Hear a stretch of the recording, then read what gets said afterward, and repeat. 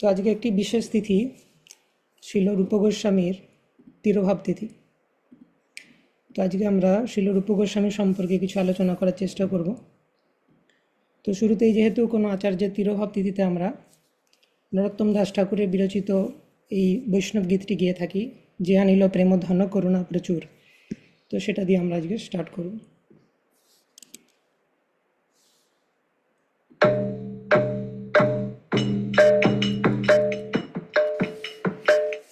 যে আনিল প্রেম ধন করুণা প্রচুর,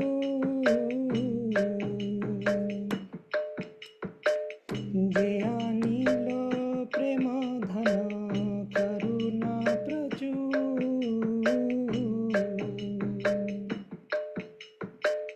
কেন প্রভু কোথা গেল আচার্য ঠাকুর,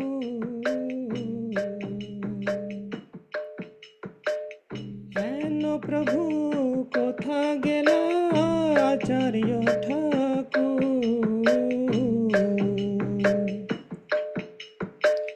कहाँ मोरा स्वरूप रूपा कहाँ सनातन,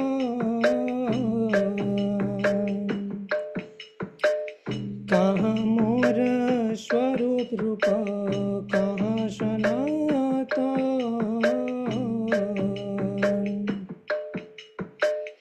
कहाँ दास रघुनाथ पतित पावन,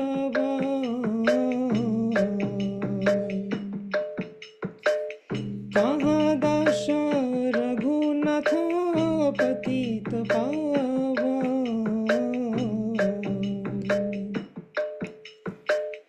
कहाँ मोरा भट्ट जुगा कहाँ कबीरा,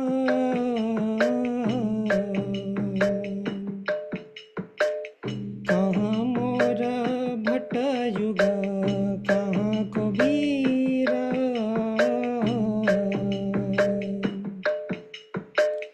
एक काले कोथा गेला गोरा नाटरा,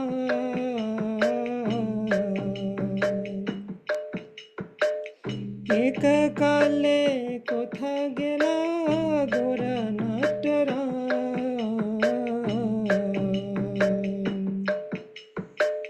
पाषाणे कुटिब माथा अनले पोषिब,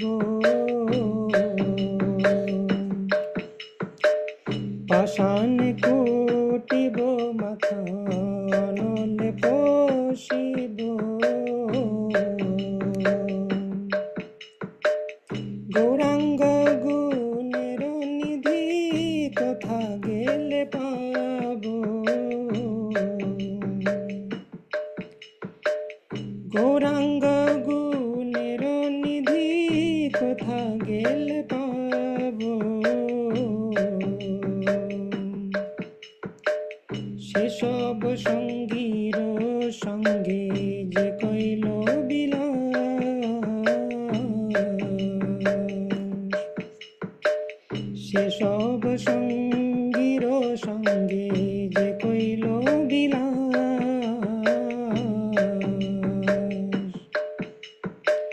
সে সঙ্গ না পাইয়া কাঁদে নরোত্তম দাস,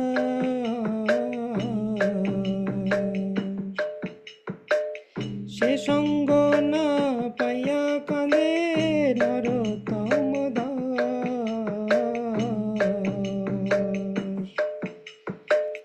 যে আনিল প্রেম ধন করুণা প্রচুর,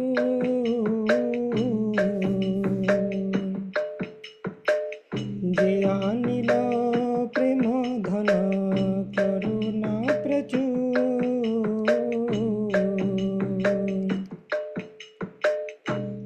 জয় বৈষ্ণব ঠাকুর, জয় বৈষ্ণব ঠাকুর, বৈষ্ণব ঠাকুর জয় বৈষ্ণব ঠাকুর, জয় বৈষ্ণব ঠাকুর, জয় রূপ গোসাই বৈষ্ণব ঠাকুর, জয় রূপ গোসাই, जय वैष्णव ठाकुर।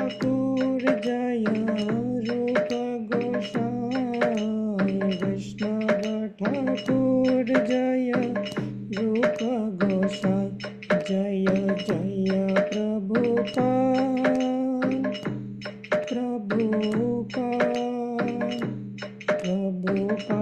जय श्रील प्रभुपाद जय जय गुरुदेव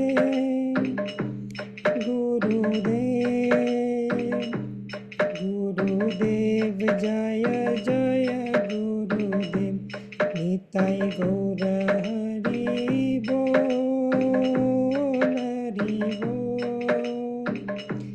हरि बोल निताय गौर हरि बोल।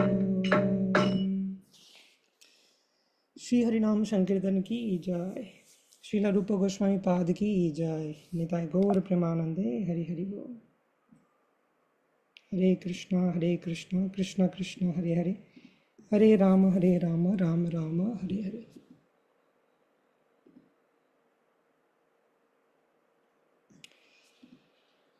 ओके, तो लेट्स स्टार्ट विद द मंगलाचरण प्रेयर्स।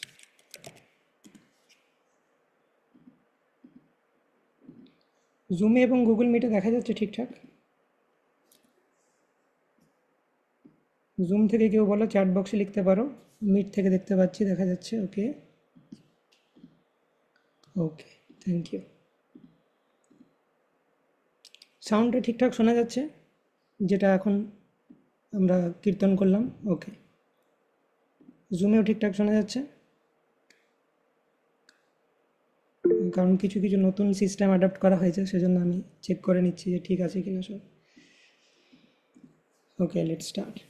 ओम अज्ञानतिमिरान्धस्य ज्ञानाञ्जनशलाकया चक्षुरुन्मीलितं येन तस्मै श्रीगुरवे नमः। श्रीचैतन्यमनोभीष्टं स्थापितं येन भूतले स्वयं रूप कदा मह्यं ददाति स्वपदान्तिकं। वन्देऽहं श्रीगुरो श्रीयुतपदकमलं श्रीगुरून् वैष्णवांश्च श्रीरूपं साग्रजातं सहगण रघुनाथान्वितं तं सजीवम् साद्वैतं सावधूतं परिजनसहितं कृष्णचैतन्यदेवं श्रीराधाकृष्णपादान् सहगण ललिता श्रीविशाखान्वितांश्च।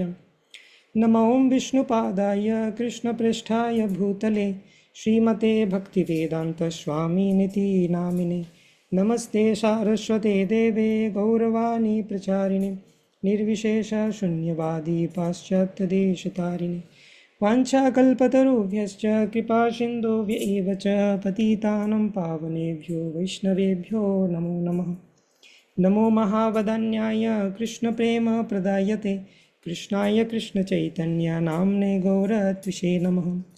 पञ्चतत्त्वात्मकं कृष्णं भक्तरूपस्वरूपकं भक्तावतारं भक्ताख्यं नमामि भक्तशक्तिकम्। हे कृष्ण करुणा सिंधो दीनबंधो जगत्पते गोपेश गोपिका कांत राधा कांत नमोस्तुते।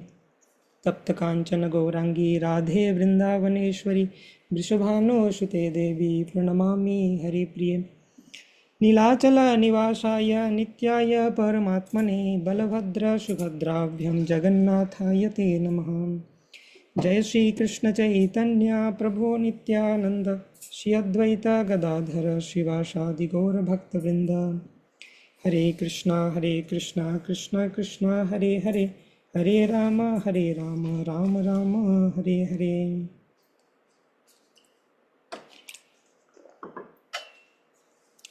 हरे कृष्ण। तो श्रील रूप गोस्वामी একজন অত্যন্ত গ্রেট পার্সোনালিটি এবং বিশেষ করে আমাদের গৌড়ীয় বৈষ্ণবদের জন্য ভেরি ভেরি ইম্পর্ট্যান্ট। গৌড়ীয় বৈষ্ণব মানে কারা? যারা চৈতন্য মহাপ্রভুর ফলোয়ার্স, তাদেরকে বলা হয় গৌড়ীয় বৈষ্ণব। তো চৈতন্য মহাপ্রভুর অনেক ফলোয়ার রয়েছে এবং আমাদের যে ইসকন সংস্থা, international society for Krishna consciousness, শিল প্রভুপাদের এই যে সংস্থা, এটাও একটি গৌড়ীয় সংস্থা। গৌড়ীয় মানে চৈতন্য মহাপ্রভুকে আমরা ফলো করি, রাইট? তো চৈতন্য মহাপ্রভুর বিভিন্ন ফলোয়ার্স রয়েছে, তার মধ্যে সব থেকে প্রমিনেন্ট ফলোয়ার কারা? ষড় গোস্বামী, শ্রীরূপ শ্রী সনাতন ভট্ট রঘুনাথ, শ্রীজীব গোপাল ভট্ট দাস রঘুনাথ। এই ছয়ের করি চরণ বন্দন, যাহা হইতে বিঘ্ন নাশ অভীষ্ট পূরণ। তো এই চৈতন্য মহাপ্রভুর যে ফলোয়ার্স 6জন গোস্বামী প্রমুখ, রূপ সনাতন গোস্বামী, রঘুনাথ দাস গোস্বামী, রঘুনাথ ভট্ট গোস্বামী, গোপাল ভট্ট গোস্বামী এবং শ্রীজীব গোস্বামী। তো তাদের লিডার হচ্ছেন রূপ গোস্বামী। রূপ গোস্বামী তাদের মধ্যে প্রধান, এবং সেই জন্য আমাদেরকে বলা হয় রূপানুগ গৌড়ীয় সম্প্রদায়ের অন্তর্ভুক্ত। আমরা শুধু গৌড়ীয় সম্প্রদায় বলি না, আমরা বলি আমরা রূপানুগ গৌড়ীয় সম্প্রদায়ের অন্তর্ভুক্ত। তো রূপানুগ কথাটার মানে হচ্ছে রূপকে যে অনুগমন করেন যারা, যে বা যারা, তারা হচ্ছে রূপানুগ, মানে রূপ গোস্বামীর অনুগামী আমরা। ওকে, তো সেই রূপ গোস্বামীর আজকে ডিসঅ্যাপিয়ারেন্স ডে বা তিরোভাব দিবস, আমরা তার সম্বন্ধে কিছু জানার চেষ্টা করব। তো এই একমাত্র রূপ গোস্বামীর প্রতি যদি আমরা আমাদের যে অ্যাটাচমেন্ট ডেভেলপ করতে পারি, তার চরণে প্রেমভক্তি ডেভেলপ করতে পারি, তার প্রতি আসক্তি ডেভেলপ করতে পারি, তার চরিত্রের প্রতি আমরা আগ্রহ প্রকাশ করি, তাহলেই কৃষ্ণ ভক্তি কনফার্মড। কারণ রূপ গোস্বামী কোনো সাধারণ ব্যক্তি নয়, একজন বিশেষ ব্যক্তি। তো রূপ গোস্বামী সম্বন্ধে বর্ণনা করা একটা ক্লাসে বর্ণনা করা সম্ভব নয়, ঠিক আছে, একটা পুরো সিরিজ লাগবে। তো ভাগ্যক্রমে আজ থেকে আমরা স্টার্ট করছি, প্রত্যেক বছর সামারে আমরা হরিকথা সিরিজ স্টার্ট করি, তো সেটা আজ থেকেই স্টার্ট হচ্ছে। তো আমাদের কাছে তাড়া নেই কোনো, ধীরে ধীরে আলোচনা করতে পারবো, নাহলে অন্য সময় তাড়া থাকে যে একটা ক্লাসের মধ্যে 1 ঘন্টার মধ্যে যা হোক করে সমস্ত গ্লোরিজ আমাদের আচার্যদের আলোচনা করতে হবে। যদি কিছু বাকি থেকে যায়, আমাদের কাছে 1 মাস টাইম আছে, ঠিক আছে, যতদূর হলো হলো। তো শিল রূপ গোস্বামীর যে প্রণাম মন্ত্র, সেটা আমরা মঙ্গলাচরণে অলরেডি পাঠ করেছি। তো এই প্রণাম মন্ত্র রঘুনাথ দাস গোস্বামী তিনি বলছেন, এটার মাধ্যমে তিনি রূপ গোস্বামীকে তার যে হৃদয়ের প্রণাম শ্রদ্ধা সেটা অর্পণ করছেন। তো এই প্রণাম মন্ত্রে কী বলা হচ্ছে, লেটস রিসাইট দ্য প্রণাম মন্ত্র এগেন, এবং সেটার মানে আমরা বোঝার চেষ্টা করি। প্রথমে প্রণাম মন্ত্রের উপর মেডিটেট করার চেষ্টা করি। যে কোনো পার্সোনালিটির ক্ষেত্রে প্রণাম মন্ত্র ইজ ভেরি ইম্পর্ট্যান্ট। যেমন আমাদের গুরু মহারাজের ক্ষেত্রে তার যে ক্যারেক্টার সেটাকে ডিফাইন করে, নিতাই কৃপা প্রতাইনে গৌর কথা ধামোদায়, যিনি গৌরাঙ্গ মহাপ্রভুর কথা এবং ধাম প্রদান করেছেন আমাদের, এবং যিনি নিত্যানন্দ প্রভু কৃপার আমাদের কাছে নিয়ে এসেছেন। এবং শিল প্রভুপাদের প্রণাম মন্ত্রে আমরা দেখি নির্বিশেষ শূন্যবাদী পাশ্চাত্য দেশতারিণী, যিনি পাশ্চাত্য দেশকে উদ্ধার করেছেন। তারা নির্বিশেষবাদ, মায়াবাদ, এথিজম এগুলোতে পড়েছিল। তো সেরকম রূপ গোস্বামী প্রণাম মন্ত্রে কী বলা হয়েছে, তিনি কী করেছেন, তার মেন কন্ট্রিবিউশন কী? শ্রী চৈতন্য মনোভীষ্টম স্থাপিতম येन ভূতলে স্বয়ং রূপ কদা মহ্যম দদাতি স্বপদান্তিকম। শ্রী চৈতন্য মনোভীষ্টম, অর্থাৎ চৈতন্য মহাপ্রভুর মনের যে অভীষ্ট বা ইচ্ছা, স্থাপিতম येन ভূতলে, সেটাকে এই ভূতলে বা পৃথিবীতে স্থাপন করার জন্যে যিনি অবতীর্ণ হয়েছিলেন তিনি হচ্ছেন রূপ গোস্বামী। স্বয়ং রূপ কদা মহ্যম দদাতি স্বপদান্তিকম। হে রূপ গোস্বামী, আপনি কখন স্বয়ং, স্বয়ং রূপ, হে রূপ গোস্বামী আপনি স্বয়ং কখন, কদা মহ্যম কখন আমাকে, দদাতি স্বপদান্তিকম আপনার যে চরণারবিন্দের, আপনার লোটাস ফিটের শেল্টার বা চরণের আশ্রয় প্রদান করবেন কবে আমাকে। এইটা হচ্ছে রূপ গোস্বামীর কাছে আমাদের প্রণাম। রূপ গোস্বামীর আইডেন্টিটিকে না চৈতন্য মহাপ্রভুর মনের অভীষ্ট পূর্ণ করার জন্য তিনি অবতীর্ণ হয়েছেন। তার মানে is as good as Chaitanya Mahaprabhu. এই রূপ আর সনাতন তাদের বলা হয় চৈতন্য মহাপ্রভুর দ্বিতীয় দেহ, ভাবা যায়। এই চৈতন্য মহাপ্রভু কে? চৈতন্য মহাপ্রভু হচ্ছে রাধা কৃষ্ণ, না হে অন্য। Chaitanya Mahaprabhu is same as Radha Krishna. Radha Krishna প্রণয় বিকৃতির লাদিনী শক্তিরস্মাদ, রাধা কৃষ্ণ প্রণয় বিকৃতির্লাদিনী শক্তিরস্মাদ, একত্মানবপি ভুবি পুরা দেহভেদম গতো তৌ, চৈতন্যাখ্যম প্রকটমধুনা তদ্বয়ম চৈক্যমাপ্তম, রাধা ভাবদ্যুতিষু বলিতম নৌমি কৃষ্ণ স্বরূপম। তো চৈতন্য মহাপ্রভু সম্পর্কে বলা হচ্ছে যে তিনি রাধা কৃষ্ণের অভিন্ন অবতার। রাধা কৃষ্ণ একত্রিত হয়ে এই ধরাধামে অবতীর্ণ হয়েছেন।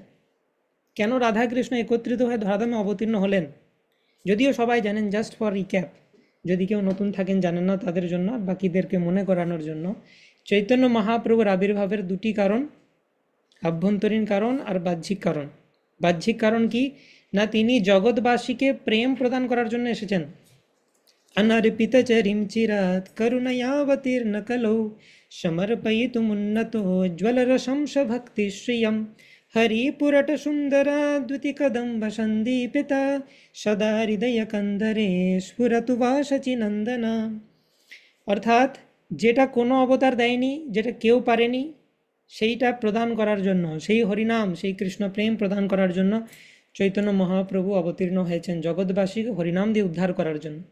কেন জগৎবাসীকে উদ্ধারের কি অসুবিধা হয়েছিল? কৃষ্ণ তো ভগবদ্গীতায় বলেছেন কি করা উচিত দাপর যুগে শেষে, কিন্তু কলিযুগে কেউ করছে না।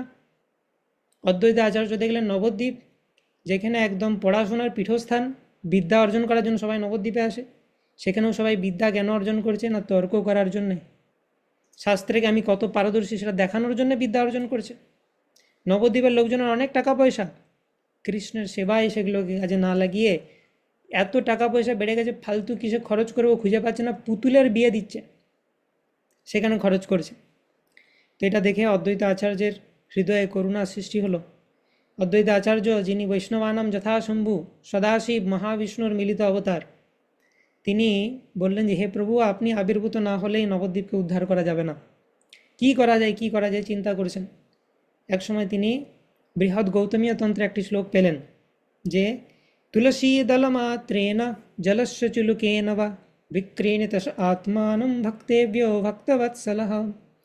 কেউ যদি শ্রীকৃষ্ণকে একটি তুলসী পত্র এবং এক চুলুক গঙ্গাজল অর্পণ করে ভক্তি সহকারে, এক চুলুক মানে হাতের তালুকে যদি আমি এরকম করি যতটুকু জল ধরবে, তো বাস এইটুকু যদি কেউ ভক্তিভর অর্পণ করে, কৃষ্ণ বলছে আমি তার কাছে এত ঋণী হয়ে যাই যে আমি তার ঋণ শোধ করতে পারি না, আমি নিজেকে বিক্রি করে দিই তার কাছে, সে আমাকে যা বলবে আমি তাই করব, এরকম হয়ে যায়।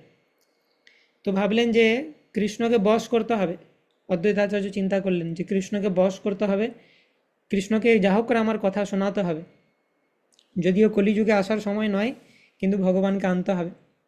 তো কি করা যায়, তিনি নৃসিংহ শালিগ্রাম শিলাকে পুজো করলেন তুলসী এবং গঙ্গা জল দিয়ে, এবং জোরে জোরে ডাকতে থাকছেন যে হে প্রভু আপনি আসুন, এরকমভাবে জোরে জোরে ডাকতে থাকতেন। চৈতন্য মহাপ্রভু যখন আবির্ভূত হলেন তার ডাকে সাড়া দিয়ে, চৈতন্য মহাপ্রভু অদ্বৈত আচার্যকে বলতেন নাড়া।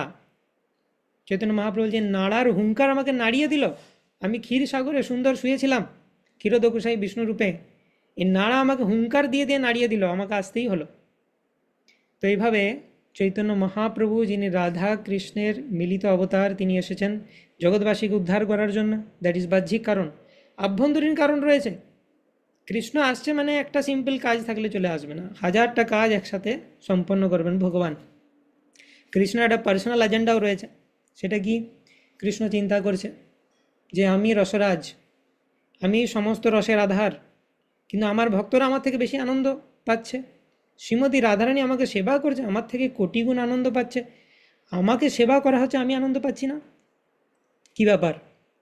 তো আমাদের আচার্যরা বলেন ঠিক যেমন পদ্মের মধ্যে যে মধু থাকে সেটা পদ্ম নিজে আস্বাদন করতে পারে না, কিন্তু ভ্রমর হলে তবে তুমি আস্বাদন করতে পারবে সেই পদ্মের মধু।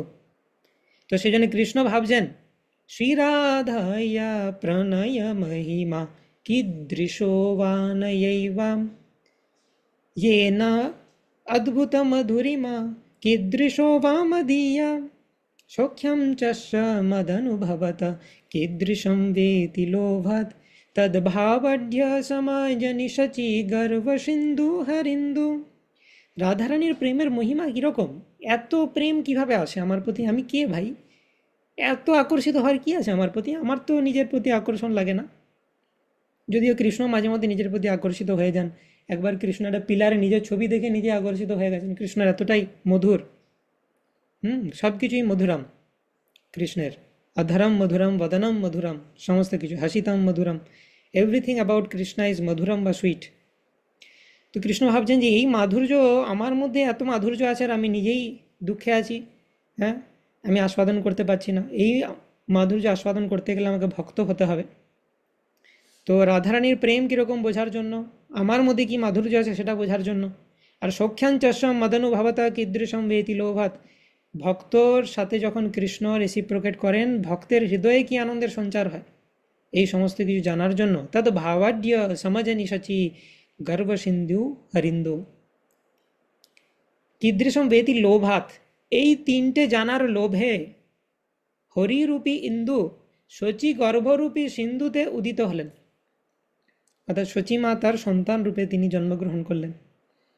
সেই হচ্ছে চৈতন্য মহাপ্রভু। এবং চৈতন্য মহাপ্রভু যে ভগবান সেটা একমাত্র অন্তরঙ্গ ভক্তরা জানতে পারবেন।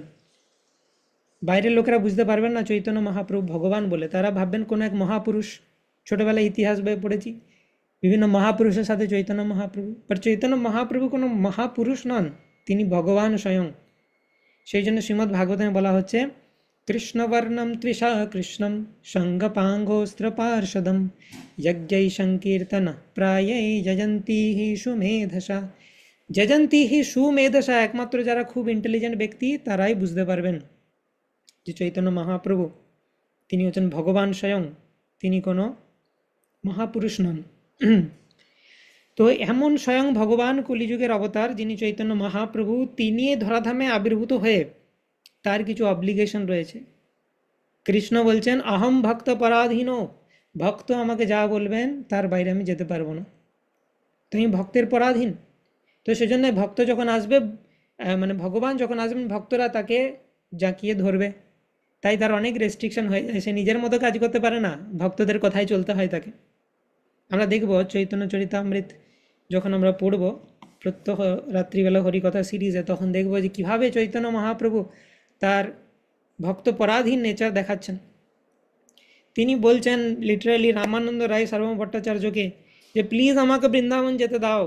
কবে সন্ন্যাস নিয়েছি, সন্ন্যাস নিয়ে প্রথমে ভাবলাম বৃন্দাবন যাব, আর এই নিত্যানন্দের চাতুরিতে আমাকে গঙ্গা তীর দেখিয়ে দিল, আমি যমুনা তীর ভাবলাম বৃন্দাবনে পৌঁছে গেছি, কিন্তু গিয়ে দেখছি শান্তিপুরে পৌঁছেছি, অদ্বৈত আচার্য দাঁড়িয়ে আছেন নতুন বহির্বস্ত্র নিয়ে। নিত্যানন্দ প্রথমে চাতুরি করলো, তারপরে মিটিংয়ে ডিসাইড হলো যে মহাপ্রভু বৃন্দাবন চলে যাচ্ছিলেন সন্ন্যাস নিয়ে। সচী মাতা আদি সমস্ত ভক্ত মিটিংয়ে ফিক্স হলো যে মহাপ্রভু বৃন্দাবন যাবেন না, তিনি পুরীতে থাকবেন। পুরীতে থাকলে ভক্তরা আসা যাওয়া করতে পারবে, বেঙ্গল থেকে পুরী সচী মাতা খবরাখবর পাবেন। তো এই চৈতন্য মহাপ্রভু পুরীতে থেকে গেলেন, বৃন্দাবনে থাকতে পারলেন না ফুল টাইম।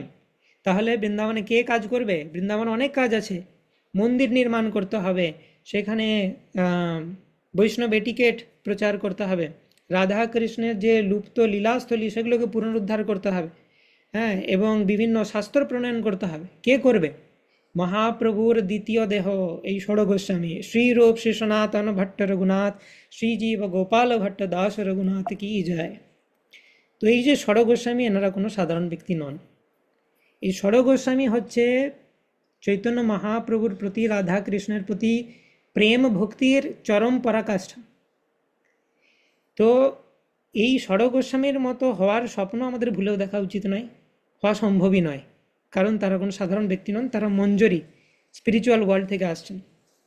কেউ যদি বলে আমি কৃষ্ণ হতে পারি, আমি ভক্তি করছি কি জন্য আমি কৃষ্ণ হয়ে যাব, তার মানে সে কে? সে হচ্ছে মায়াবাদী। যে বলে আমি ভক্তির মাধ্যমে কৃষ্ণ হয়ে যাব সে মায়াবাদী। আচ্ছা ঠিক আছে, কৃষ্ণ হতে পারলাম না, প্রথম পজিশন না পেলে সেকেন্ড পজিশন নিতে পারবো, রাধারানী হতে পারবো আমি? না, রাধারানী হওয়া সম্ভব নয়। রাধারানী হচ্ছেন কৃষ্ণের লাদিনী শক্তি। কৃষ্ণের যা কিছু রয়েছে, বিভিন্ন এক্সপানশন রয়েছে, স্বাংশ বিভিন্নাংশ, তো কোনো স্বাংশ অবতার হওয়া সম্ভব নয়। জীব হচ্ছে বিভিন্নাংশ, part and parcel of Krishna. তার পক্ষে কৃষ্ণ হওয়া সম্ভব নয়, রাধারানী হওয়া সম্ভব নয়, হ্যাঁ, ললিতা সখী হওয়া সম্ভব নয়, বিশাখা সখী হওয়া সম্ভব নয়, নন্দ হওয়া সম্ভব নয়, যশোদা হওয়া সম্ভব নয়, ইত্যাদি। তো যারা কৃষ্ণের ইটার্নাল অ্যাসোসিয়েট তাদের মতো হওয়া সম্ভব নয়। বড় জোর আমি কি করতে পারি? তাদের অনুগামী হতে পারি। I can become a raganuga bhakta. রাগানুগা ভক্তা কে? চৈতন্য চরিতামৃতে বর্ণনা করা হচ্ছে, বা সেটার থেকে রূপ গোস্বামী যে ভক্তি রসামৃত সিন্ধু লিখেছেন সেখানে বর্ণনা করা হচ্ছে যে যিনি রাগাত্মিক ভক্তকে অনুসরণ করেন বা অনুগমন করেন তিনি হচ্ছেন রাগানুগা ভক্ত। রাগাত্মিকা ভক্তকে রাগাত্মিকা ভক্ত হচ্ছে ব্রজে কৃষ্ণের অন্তরঙ্গ ভক্ত, যেমন যশোদা মা একজন রাগাত্মিকা ভক্ত, নন্দ মহারাজ রাগাত্মিকা ভক্ত, শ্রীদাম সুদাম বসুদাম দাম বিভিন্ন সখারা তারা রাগাত্মিকা ভক্ত। তাদের রাগ বিভিন্ন ধরনের, রাগ মানে এখানে ক্রোধ নয়, রাগ কথাটা খুব ইউজ হয় আমাদের গৌড়ীয় বৈষ্ণব লিটারেচারসে। রাগ মানে হচ্ছে অনুরাগ বা অ্যাটাচমেন্ট। গীতাতে ইউজ হয় রাগ দ্বেষা, বারবার ইউজ হয়। রাগ মানে অ্যাঙ্গার নয়, সেটাকে ক্রোধ বলা হয় ভালো বাংলাতে। এখানে রাগ কথাটার মানে হচ্ছে অনুরাগ বা অ্যাটাচমেন্ট। তো এরা সবাই রাগাত্মিকা ভক্ত, কিন্তু এদের অ্যাটাচমেন্টের নেচার বিভিন্ন ধরনের। কেউ সাক্ষর রসে অ্যাটাচড, কেউ বাৎসল্য রতিতে অ্যাটাচড, কেউ শৃঙ্গার রতিতে অ্যাটাচড ইত্যাদি। ঠিক আছে, তো আমি বড় জোর কোনো রাগাত্মিকা ভক্তের অনুগমন করে রাগানুগ হতে পারি। তো সেরকম ষড় গোস্বামীও তারাও হচ্ছেন ব্রজবাসী, তারাও হচ্ছেন রাগাত্মিকা ভক্ত। এনারা এক একজন মঞ্জরি, যেমন ছিল রূপ গোস্বামী হচ্ছেন রূপমঞ্জরি, সনাতন গোস্বামী হচ্ছে লবঙ্গ মঞ্জরি, জীব গোস্বামী হচ্ছে বিলাস মঞ্জরি, গোপাল ভট্ট গোস্বামী হচ্ছে গুণমঞ্জরি, হ্যাঁ, রঘুনাথ ভট্ট গোস্বামী হচ্ছে রাগমঞ্জরি, রঘুনাথ দাস গোস্বামী হচ্ছে রতি মঞ্জরি। তো দে আর অল মঞ্জরিজ। মঞ্জরি কথাটার মানে কি? মঞ্জরি মানে কি? তারা মঞ্জরি মানে সখীদের যারা অ্যাসিস্ট্যান্ট। সখীকে রাধা মাধব অষ্টসখী আমরা সবাই দেখেছি মায়াপুরে। তো কৃষ্ণকে রাধারানী সেবা করেন, রাধারানীকে কৃষ্ণের সেবাতে সাহায্য করেন অষ্টসখী। ঠিক আছে, এবং অষ্টসখীদেরকে তাদের সেবাতে সাহায্য করেন মঞ্জরি। মঞ্জরিদের স্পেশালিটি হচ্ছে যে যেসব রাধা কৃষ্ণের কনফিডেন্সিয়াল লীলাতে সখীরাও পর্যন্ত প্রবেশ করতে পারে না, সেইখানে মঞ্জরিরা প্রবেশ করতে পারে। সখীরা একটু বয়স্ক, মানে তারা একটু যৌবন সম্পন্না, ঠিক আছে, কিন্তু মঞ্জরিরা বাচ্চা। তো যখন রাধা কৃষ্ণের শৃঙ্গার রসের কিছু লীলা হয়, সেখানে যদি কোনো প্রাপ্তবয়স্ক গোপী প্রেজেন্ট থাকে, তাহলে সেটা রস খণ্ডিত হয়ে যায়। সেখানে যে প্রেমিক এবং প্রেমিকা রাধা কৃষ্ণ তারা ভালোভাবে লীলা করতে পারবেন না। কিন্তু সেখানে যদি কোনো বাচ্চা উপস্থিত থাকে মঞ্জরি, তাতে কোনো অসুবিধা হয় না। তো সেই শৃঙ্গার রসের মোস্ট কনফিডেন্সিয়াল লীলাগুলিতে এই মঞ্জরিরা সেবা করে থাকেন। মানে রাধা কৃষ্ণের সব থেকে অন্তরঙ্গ সেবা আমাদের এই রূপ সনাতন রঘুনাথ দাস গোস্বামী, রঘুনাথ ভট্ট গোস্বামী, জীব গোস্বামী, গোপাল ভট্ট গোস্বামীরা করে থাকেন। তো ওনাদের যে অ্যাসোসিয়েশন, ওনাদের প্রত্যেকটি কথা, ওনাদের চরিত্র অত্যন্ত পাবন। তাদের চরিত্রে আমরা যেন অবগাহন করতে পারি, ডুবে থাকতে পারি, হ্যাঁ, আমাদের আচার্য কনসিয়াস যেন হতে পারি, রূপ কনসিয়াস, সনাতন কনসিয়াস, রঘুনাথ কনসিয়াস যেন আমরা হতে পারি। তবে এদের মাধ্যমে আমরা ভগবানের অতি লাভ করব। তো ভগবানের কৃষ্ণের অতি লাভ করা অত ইজি নয়। কৃষ্ণের থেকে বেশি মার্সিফুল হচ্ছেন শ্রীমতী রাধারানী, রাধারানীর থেকে বেশি মার্সিফুল হচ্ছেন চৈতন্য মহাপ্রভু। চৈতন্য মহাপ্রভুর কৃপাকে বিতরণ করছেন এই ষড় গোস্বামী। তাদের চৈতন্য মহাপ্রভুর প্রতি ভক্তি, তাদের নিষ্ঠা, এগুলো শ্রবণ করলে আমরা চৈতন্য মহাপ্রভুর কৃপা লাভ করতে পারবো। Okay, so with that introduction let's start. তো চৈতন্য মহাপ্রভুর একজন অত্যন্ত প্রধান ষড় গোস্বামীর মধ্যে যিনি প্রধান, সেই রূপ গোস্বামী সম্বন্ধে আজকে আমরা চর্চা করছি। তো রূপ গোস্বামীর ইটার্নাল আইডেন্টিটি আমরা আলোচনা করলাম যে তিনি হচ্ছেন রূপমঞ্জরি, রাইট? তো গৌরলীলাতে এইখানে এই দুটো কনসেপ্ট ভালোভাবে বোঝা খুব ইম্পর্ট্যান্ট। অনেকেই হয়তো জানেন, কিন্তু আমি সবার জন্য আবার সরল করে বলার চেষ্টা করছি। কৃষ্ণলীলা এবং গৌরলীলা ভালো করে বুঝতে হবে। কৃষ্ণলীলা এবং গৌরলীলাতে কোনো ডিফারেন্স নেই। কেউ যদি মনে করেন যে চৈতন্য মহাপ্রভু কৃষ্ণের একজন ভক্ত, সে হচ্ছে মূর্খ। চৈতন্য মহাপ্রভু নন ডিফারেন্ট দেন কৃষ্ণ, কৃষ্ণ স্বয়ং। এই মহাপ্রভু প্রণাম মন্ত্রে কি বলা হচ্ছে? নমো মহাবদান্যায় কৃষ্ণ প্রেম প্রদায়তে কৃষ্ণায় কৃষ্ণ চৈতন্য নামনে গৌরত্বিষে নমঃ। অর্থাৎ নমো মহাবদান্যায়, হে মহাবদান্য অবতার, এই অবতারে আপনি সেটা করেছেন যেটা কোনো অবতারে এত কৃপা দেয়নি। বাকি সবাই রেস্ট্রিক্টেড। হ্যাঁ, ডেকেছো ব্রহ্মা, কি হয়েছে সমস্যা বলো। যেমন মহাবতার নৃসিংহতে আমরা দেখলাম ব্রহ্মা একটা সমস্যা সৃষ্টি করেছে, সবাই মিলে প্রে করা হয়েছে ভগবানকে, ভগবান এসে অপারেশন করে দিয়ে চলে গেলেন। ঠিক আছে, ব্রহ্মাকে ওয়ার্নিং দিয়ে দিলেন যে এরপর থেকে একটু সাবধানে। আর প্রহ্লাদকে বললেন তুমি এবারে শাসন করো, তুমি আমার অত্যন্ত প্রিয় ভক্ত। প্রহ্লাদকে একটু আদর করলেন, দ্যাটস গুড, কিন্তু বেশি নিজেকে ডিসক্লোজ করেননি। ঠিক আছে, খুব কম সময়ের জন্য অ্যাসোসিয়েশন দিয়েছেন ভগবান। তো বিষ্ণু রূপে তিনি আরও বসের মতো আচরণ করেন।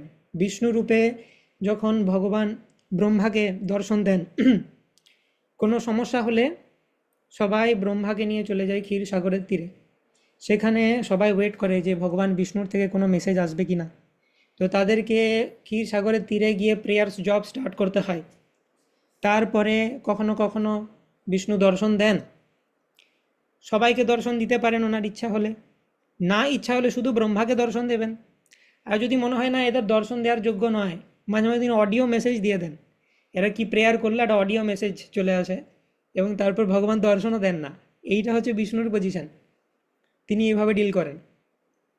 কিন্তু আমরা যদি দেখি রামচন্দ্রের অবতার, ঠিক আছে, তো বিষ্ণুর থেকে একটু বেটার। সেইখানে রামচন্দ্রের সাথে সবাই কথাবার্তা বলতে পারছে, সবাই ইন্টারাক্ট করতে পারছে। কিন্তু রামচন্দ্রের কাঁধে হাত দিয়ে দাঁড়িয়ে থাকবো, এটাকে ইমাজিন করতে পারবে না। হনুমান রূপে সবসময় রামচন্দ্রের চরণে বসে আছে। ওকে, কৃষ্ণের অবতারে তিনি আরেকটু ওপেন হলেন, যে হ্যাঁ কৃষ্ণের কাঁধে হাত দেওয়া যাবে, যা খুশি করা যাবে, কৃষ্ণের মাথায় চাপা যাবে, হ্যাঁ কৃষ্ণের পিঠে চাপা যাবে। সখারা অনেক কিছু লীলা করছেন, তো কৃষ্ণ সেটাকে আরও ওপেন করে দিলেন ভক্তদের সাথে, যে ডিলিংস তার। কিন্তু তবুও কৃষ্ণ ইজ ভেরি স্ট্রিক্ট। মানে যে যে ভক্তরা কোয়ালিফাইড বৃন্দাবনের ভক্ত, নিজের অ্যাসোসিয়েটদেরকে নিয়ে এসেছেন, তারাই কাঁধে উঠছে ইত্যাদি করছে, ঠিক আছে। কিন্তু জাস্ট ইমাজিন অর্জুন বিশ্বরূপ দেখার পর অর্জুনকে যদি বলা হয় একটু কাঁধে চাপো তো কৃষ্ণের, তাহলে অর্জুনের কি হবে? সো কৃষ্ণ অবতারেও কৃষ্ণ ইজ স্ট্রিক্ট, যে যথা মাম প্রপদ্যন্তে তম তথৈব ভজাম্যহম। যে যেমন আমার প্রতি সারেন্ডার, তাকে সেই রকম আমি লাইসেন্স দেবো আমার সাথে ডিল করার। হ্যাঁ, আমার সখাদের কাছে স্পেশাল লাইসেন্স আছে, কিন্তু শিশুপাল যদি সেটা ট্রাই করতে যায় তার কি হবে? তার অবস্থা খারাপ হয়ে যাবে। তো কৃষ্ণ অবতারও কমপ্লিট মার্সি দেননি, ঠিক আছে। বিভিন্ন অসুরদেরকে হত্যা করে দিয়েছেন, ধরিত্রী মাতাকে বাঁচিয়ে দিয়েছেন। ধরিত্রী মাতা বলছিলেন যে এত অসুর আমার পিঠে চেপে আছে, সমস্যা হচ্ছে, কৃষ্ণ তাদেরকে রিমুভ করে দিলেন। কিন্তু মেন যেটা জিনিস, জীবকে এই জড় জগৎ থেকে বেরোনোর জন্য মেন জিনিস কি না, প্রেম ভক্তি। কৃষ্ণ জ্ঞান পর্যন্ত দিয়েছেন, গীতার জ্ঞান দিয়েছেন, উদ্ধব গীতাতেও জ্ঞান দিয়েছেন, কৃষ্ণ বলে দিয়েছেন কিভাবে তুমি ডেভেলপ করবে সেই জিনিসটা। কিন্তু প্র্যাকটিক্যালি করে দেখানো এবং পাত্র অপাত্র না দেখে, না দেখে স্থানাস্থান, যারে যাহা পায় তাহা করে প্রেমদান, এটা করেছেন কৃষ্ণ?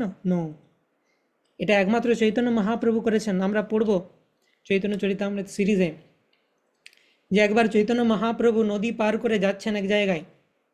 তো প্রতাপরুদ্রের যারা অ্যাসিস্ট্যান্ট রাজকর্মচারী, তারা বলছেন দাঁড়ান প্রভু, সামনে একটা যবনের রাজ্য রয়েছে, আপনি যাবেন না, আপনি গেলে সেই যবন আপনার উপর অ্যাটাক করতে পারে। তো কিছুদিন এখানে দাঁড়িয়ে যান, আমরা এই যবনের সাথে সন্ধি করার চেষ্টা করি, তারপর আপনি যাবেন। সেই যবনের কাছ থেকে একজন চর মহাপ্রভুর ক্যাম্পে এলো। সে মহাপ্রভুর দর্শন করে যখন ফিরে গিয়ে যবনকে বলছে, তার মুখ দিয়ে হরি কথা ছাড়া অন্য কিছু বেরোচ্ছে না। সে শুধু মহাপ্রভুকে গ্লোরিফাই করছে, সে চাইছে না গ্লোরিফাই করতে, কিন্তু তবুও গ্লোরিফাই করছে। আর যবন তার মুখ থেকে শুনে তার হৃদয় পরিবর্তন হয়ে গেল। সেই যবন পরবর্তীকালে মহাপ্রভুর কাছে এসে বলছে যে হে মহাপ্রভু, আমার যবন কুলে কেন জন্ম হলো, হিন্দু কুলে কেন জন্ম হলো না? হিন্দু কুলে জন্ম হলে আপনার চরণে আত্মসমর্পণ করতে পারতাম। তো মহাপ্রভু এরকম পাত্র অপাত্র দেখে না, যেদিকে মহাপ্রভু তাকাচ্ছে সেদিকে সবাই ডিভোটি হয়ে যাচ্ছে। ওই লাইন বরাবর যারা যাদের যাদের ঘর আছে সবাই ডিভোটি হয়ে যাচ্ছে। সাউথ ইন্ডিয়া ট্যুরে যখন মহাপ্রভু ছিলেন, তিনি এভাবে কীর্তন করতে করতে যাচ্ছেন, কৃষ্ণ কৃষ্ণ কৃষ্ণ কৃষ্ণ কৃষ্ণ কৃষ্ণ কৃষ্ণ হে কৃষ্ণ কৃষ্ণ কৃষ্ণ কৃষ্ণ কৃষ্ণ কৃষ্ণ পাহি মাম রাম রাঘব রাম রাঘব রাম রাঘব রক্ষা মাম। তো এইভাবে কীর্তন করতে করতে মহাপ্রভু যাচ্ছেন, এবং মহাপ্রভুকে যেই দেখছে এই প্রেমমত্ত অবস্থাতে, সেই কৃষ্ণ প্রেমে পাগল হয়ে যাচ্ছে। সেই যখন ফিরে যাচ্ছে তার গ্রামে, তাকে যারা দেখছে সে কৃষ্ণ প্রেমে পাগল হয়ে যাচ্ছে। করোনার সময়তে যেরকম ইনফেকশন ছড়িয়েছিল, মহাপ্রভুর সময়তে এই কৃষ্ণ প্রেম তার থেকেও বেশি ইনফেকশাস ডিজিজের মতো ছড়াচ্ছিল। তো এইরকম হচ্ছে মহাপ্রভুর কৃপা। তো সেই মহাপ্রভু তিনি তার যে কৃপা ডিস্ট্রিবিউট করেছেন এই ষড় গোস্বামীর মাধ্যমে। তো কৃষ্ণের অষ্টসখী রয়েছে, সেই সখীরা রাধারানীকে সাহায্য করে কৃষ্ণের সেবাতে। তো সে অষ্টসখী কারা? তাদের মধ্যে প্রধান হচ্ছে ললিতা এবং বিশাখা। ললিতা, বিশাখা, চম্পকলতা, চিত্রা, তুঙ্গবিদ্যা, ইন্দুলেখা, রঙ্গদেবী, সুদেবী, এই বিভিন্ন অষ্টসখী রয়েছে। তার মধ্যে ললিতা এবং বিশাখা হচ্ছে প্রধান। সেই জন্য অষ্টসখীর মধ্যে দেখব ডিস্টেন্স অনুযায়ী রয়েছে, ললিতা একদিকে, বিশাখা একদিকে, তারা সব থেকে ক্লোজ রাধাকৃষ্ণ। ওকে, তো গৌরলীলাতে এই ললিতা সখী এসেছেন স্বরূপ দামোদর রূপে। কোনো কোনো জায়গায় বলা হয় যে তিনি রামানন্দ রায় রূপে এসেছেন, আর বিশাখা এসেছেন রামানন্দ রায় রূপে, কোনো কোনো জায়গায় বলা হয় স্বরূপ দামোদর রূপে। তো বেসিক্যালি দুজনের মধ্যেই দুজনের অংশ রয়েছে, ঠিক আছে। ললিতা এবং বিশাখা স্বরূপ দামোদর এবং রামানন্দ রায় রূপে গৌরলীলাতে এসেছেন। কৃষ্ণলীলার গৌরলীলার মধ্যে কোনো ডিফারেন্স নেই, এই কনসেপ্টে আমরা আলোচনা করেছিলাম। তো কৃষ্ণের যে রাস ডান্স আর মহাপ্রভুর সংকীর্তন রস, দে আর সেম। মহাপ্রভুর যখন সংকীর্তন করছেন সবাইকে নিয়ে, that is same as Krishna dance করছেন গোপীদেরকে নিয়ে। মহাপ্রভু তার ভক্তদের নিয়ে সংকীর্তন, কৃষ্ণ তার গোপীদের নিয়ে রাস। তো কৃষ্ণলীলার গৌরলীলার মধ্যে কোনো ডিফারেন্স নেই, এবং ক্যারেক্টারগুলিও সেম। কবি কর্ণপুরের বিরচিত গৌর গণদেশ দীপিকা, সেখানে উল্লেখ করেছেন যে কৃষ্ণলীলার কোন কোন ক্যারেক্টার, গৌরলীলাতে কে কে, সেটা বলা হচ্ছে, ঠিক আছে। তো সেম ক্যারেক্টার এখানে বিভিন্ন রূপে আসছেন। তো প্রথমেই আমরা যদি জানতে চাই, চৈতন্য মহাপ্রভু তিনি স্বয়ং কৃষ্ণ, রাধা কৃষ্ণ কৃষ্ণলীলার কম্বাইন্ড রূপে চলে এলেন গৌরলীলাতে চৈতন্য মহাপ্রভু রূপে। বাকি পঞ্চতত্ত্বের, আচ্ছা, নিত্যানন্দ প্রভু গৌরলীলাতে মহাপ্রভুর একদম ছায়াসঙ্গী হিসাবে ছিলেন। সমস্ত কিছু মহাপ্রভুর, মানে নিত্যানন্দ প্রভু যে রূপে নাচাবেন মহাপ্রভু সেই রূপে নাচবেন, এরকম ব্যাপার। তো সেই নিত্যানন্দ প্রভুকে কৃষ্ণলীলাতে বলরাম। এই ছোটো ছোটো জিনিসগুলো আমাদের মনে রাখতে হবে, তবে আমরা পূর্ণ রস আস্বাদন করতে পারবো। নেক্সট হচ্ছে অদ্বৈত আচার্য। অদ্বৈত আচার্য তিনি মহাবিষ্ণু এবং সদাশিবের মিলিত অবতার। ওকে, আচ্ছা, গদাধর পণ্ডিতকে, গদাধর পণ্ডিত হচ্ছেন শ্রীমতী রাধারানীর অবতার। কোয়েশ্চেন হতে পারে যে চৈতন্য মহাপ্রভুর মধ্যে তো রাধা কৃষ্ণ দুজনে চলে এলো, আবার গদাধর পণ্ডিত রাধারানী কেন? তো এটার বিউটিফুল এক্সপ্লেনেশন দিচ্ছেন আমাদের আচার্যরা, যে মহাপ্রভু যখন মহাপ্রভু অবতরণ করবেন, মানে কৃষ্ণ চিন্তা করলেন যে আমি ভক্তরূপে আসব। তো কৃষ্ণ রাধারানীর সাথে ডিল করলেন যে আমি তোমার মতো রূপ নিয়ে আসব, যাতে আমি এই আনন্দটা উপভোগ করতে পারি। কী করতে হবে আমাকে? রাধা ভাব দ্যুতি সুবলিতম নৌমি কৃষ্ণ স্বরূপম। রাধারানীর ভাব আর দ্যুতি নিয়ে আসব, কিন্তু ভেতরে আমি কৃষ্ণ এনজয় করব, রাধার ভাব। বাইরে রাধারানীর অঙ্গকান্তি, মানে রাধারানীর মতো গায়ের রং, তপ্ত কাঞ্চন গৌরাঙ্গী, এবং রাধারানীর মতো ভাব, হা কৃষ্ণ সবসময় করেছেন মহাপ্রভু। রাধারানীর মতো ভাব আর অঙ্গকান্তি নিয়ে এলাম, আর ভেতরে কিন্তু কৃষ্ণ, ঠিক আছে। এইটা হচ্ছে চৈতন্য মহাপ্রভু আইডেন্টিটি। তো রাধারানী তখন বললেন যে আচ্ছা, তুমি যে এতদিন তো কৃষ্ণরূপে সেবা নিতে অভ্যস্ত, তুমি সব ভক্তরা সেবা করবে, তাদেরকে তথাস্তু, কখনো সময় তাদেরকে আদর করা, তাদেরকে স্নেহ করা, তাদেরকে আশীর্বাদ প্রদান করা, এগুলো তুমি ভালো পারো, কিন্তু আমার ভাব নিয়ে তো তুমি অভ্যস্ত নও, তো সামলাতে পারবে এই ভাব নিয়ে? তো তুমি যদি সামলাতে না পারো, আমি সাপোর্ট দেওয়ার জন্য এক্সট্রা করে একটা ইনকারনেশন নেব, সেইটা হচ্ছে রাধারানী। চৈতন্য মহাপ্রভু রূপে কৃষ্ণ তো রাধারানীর ভাব নিয়ে নিলেন, কিন্তু সেটা তিনি সামলাতে পারবেন কি না, সেই জন্য রাধারানী আবার গদাধর পণ্ডিত রূপে এলেন, এবং শ্রীবাস পণ্ডিত হচ্ছেন নারদমুনি। তো এই হলো পঞ্চতত্ত্ব। এবং মহাপ্রভুর আরও অনেক অ্যাসোসিয়েট রয়েছে, তার মধ্যে চিফ অ্যাসোসিয়েট হচ্ছে স্বরূপ দামোদর গোস্বামী এবং রায় রামানন্দ, ভেরি ক্লোজ অ্যাসোসিয়েট মহাপ্রভুর। যত চৈতন্য চরিতামৃত পড়বো আমরা বুঝতে পারবো এই স্বরূপ দামোদরকে আর রায় রামানন্দকে মহাপ্রভু কত প্রিয়। মহাপ্রভুকে কিছু বলতে হবে না, স্বরূপ দামোদর বুঝতে পারে মহাপ্রভুর হৃদয়। মহাপ্রভুর মানে এতদিন পর্যন্ত একটাই জানা ছিল যে সব ভক্তরা জানতো যে মহাপ্রভুর অন্তরে কি চলছে তা কেউ বুঝতে পারে না, একমাত্র স্বরূপ দামোদর জানে মহাপ্রভুর হৃদয়ে কি চলছে। কিন্তু একবার রূপ গোস্বামী সেই জায়গাতে এসেছিলেন, এবং রূপ গোস্বামী এসে মহাপ্রভুর হৃদয়ে কি চলছে সেটা বুঝে নিয়েছিলেন। সেটা নিয়ে একটা বিরাট কাণ্ড হয়ে গেছিল যে রূপ মনের কথা কেমতে জানিলা, দিস ইজ দ্য ইস্যু, যে সিক্রেট কিভাবে রিভিল হয়ে গেল, পাসওয়ার্ড কে দিয়ে দিল? রূপকে।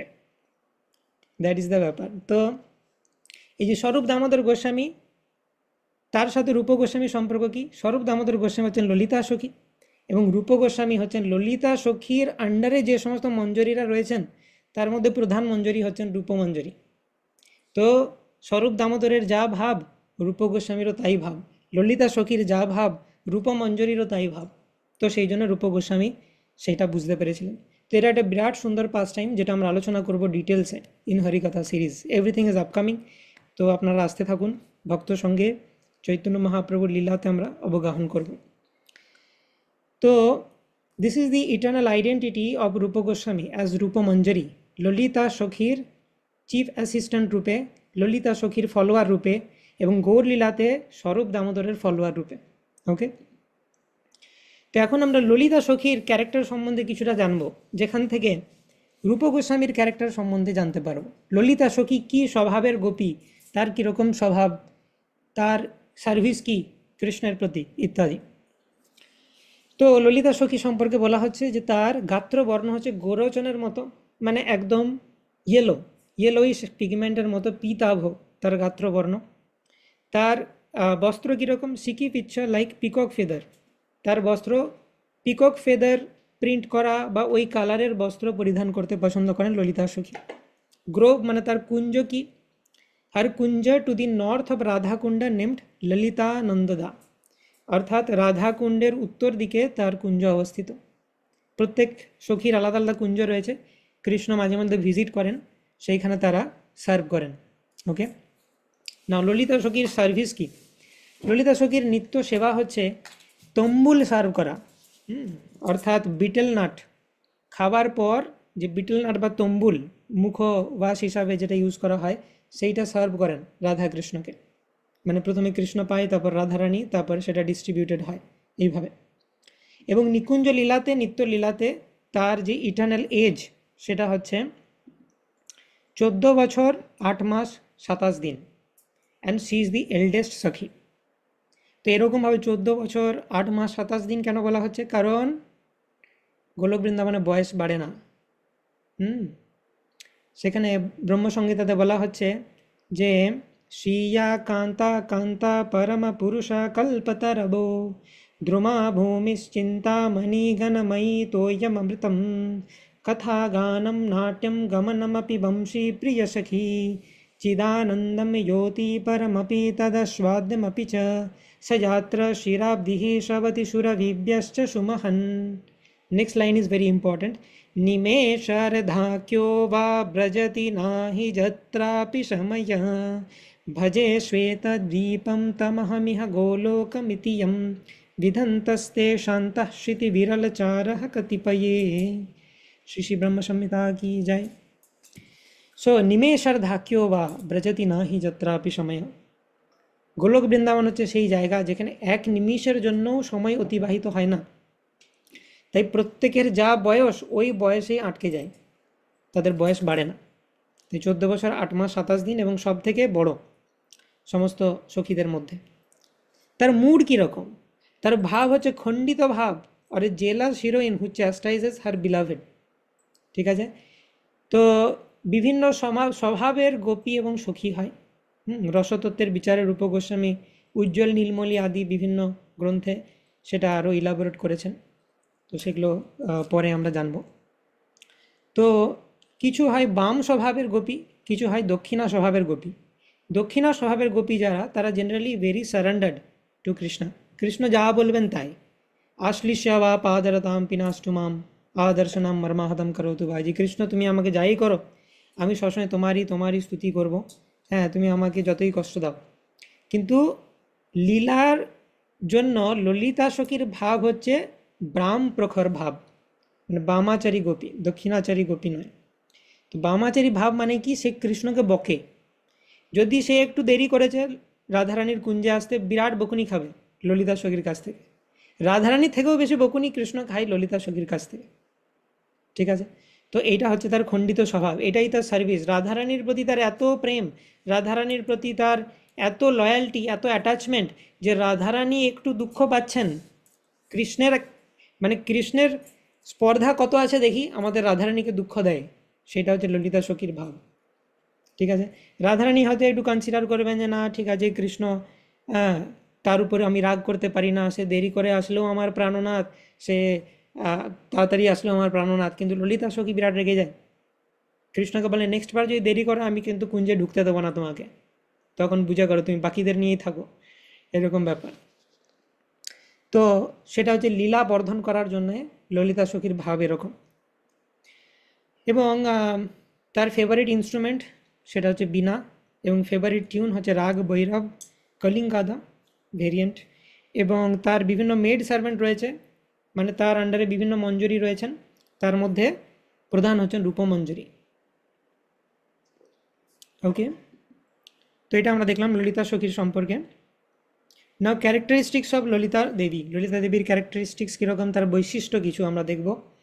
তিনি হচ্ছেন লিডার অফ অল সখীস। রাধারানীর কে অ্যাসিস্ট করছেন যত সখীরা, অষ্টসখী, তাদের মধ্যে লিডার তিনি। Very magnanimous like her father, অত্যন্ত উদার মনস্ক তিনি।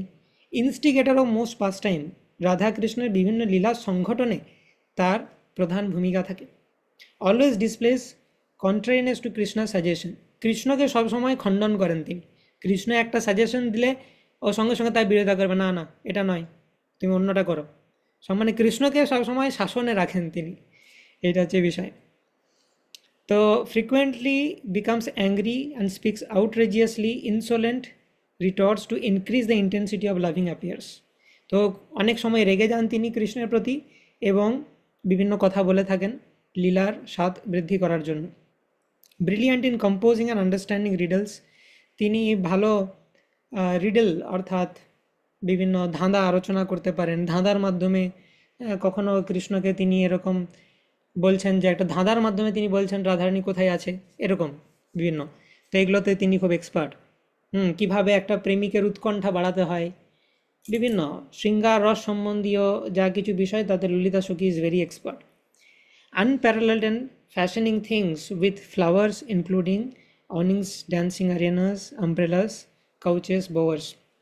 তো ডেকোরেশন, ফ্যাশন ইত্যাদি, হ্যাঁ, রাধারানীকে ডেকোরেট করা, কখন কীরকমভাবে রাধারানী ডেকোরেটেড হবেন, কোন সময়তে কোন লীলার সময় কিভাবে তিনি নিজেকে ডেকোরেট করবেন, এগুলো সব ললিতা সখী ডিসাইড করেন, and she is very expert এই বিষয়গুলোতে।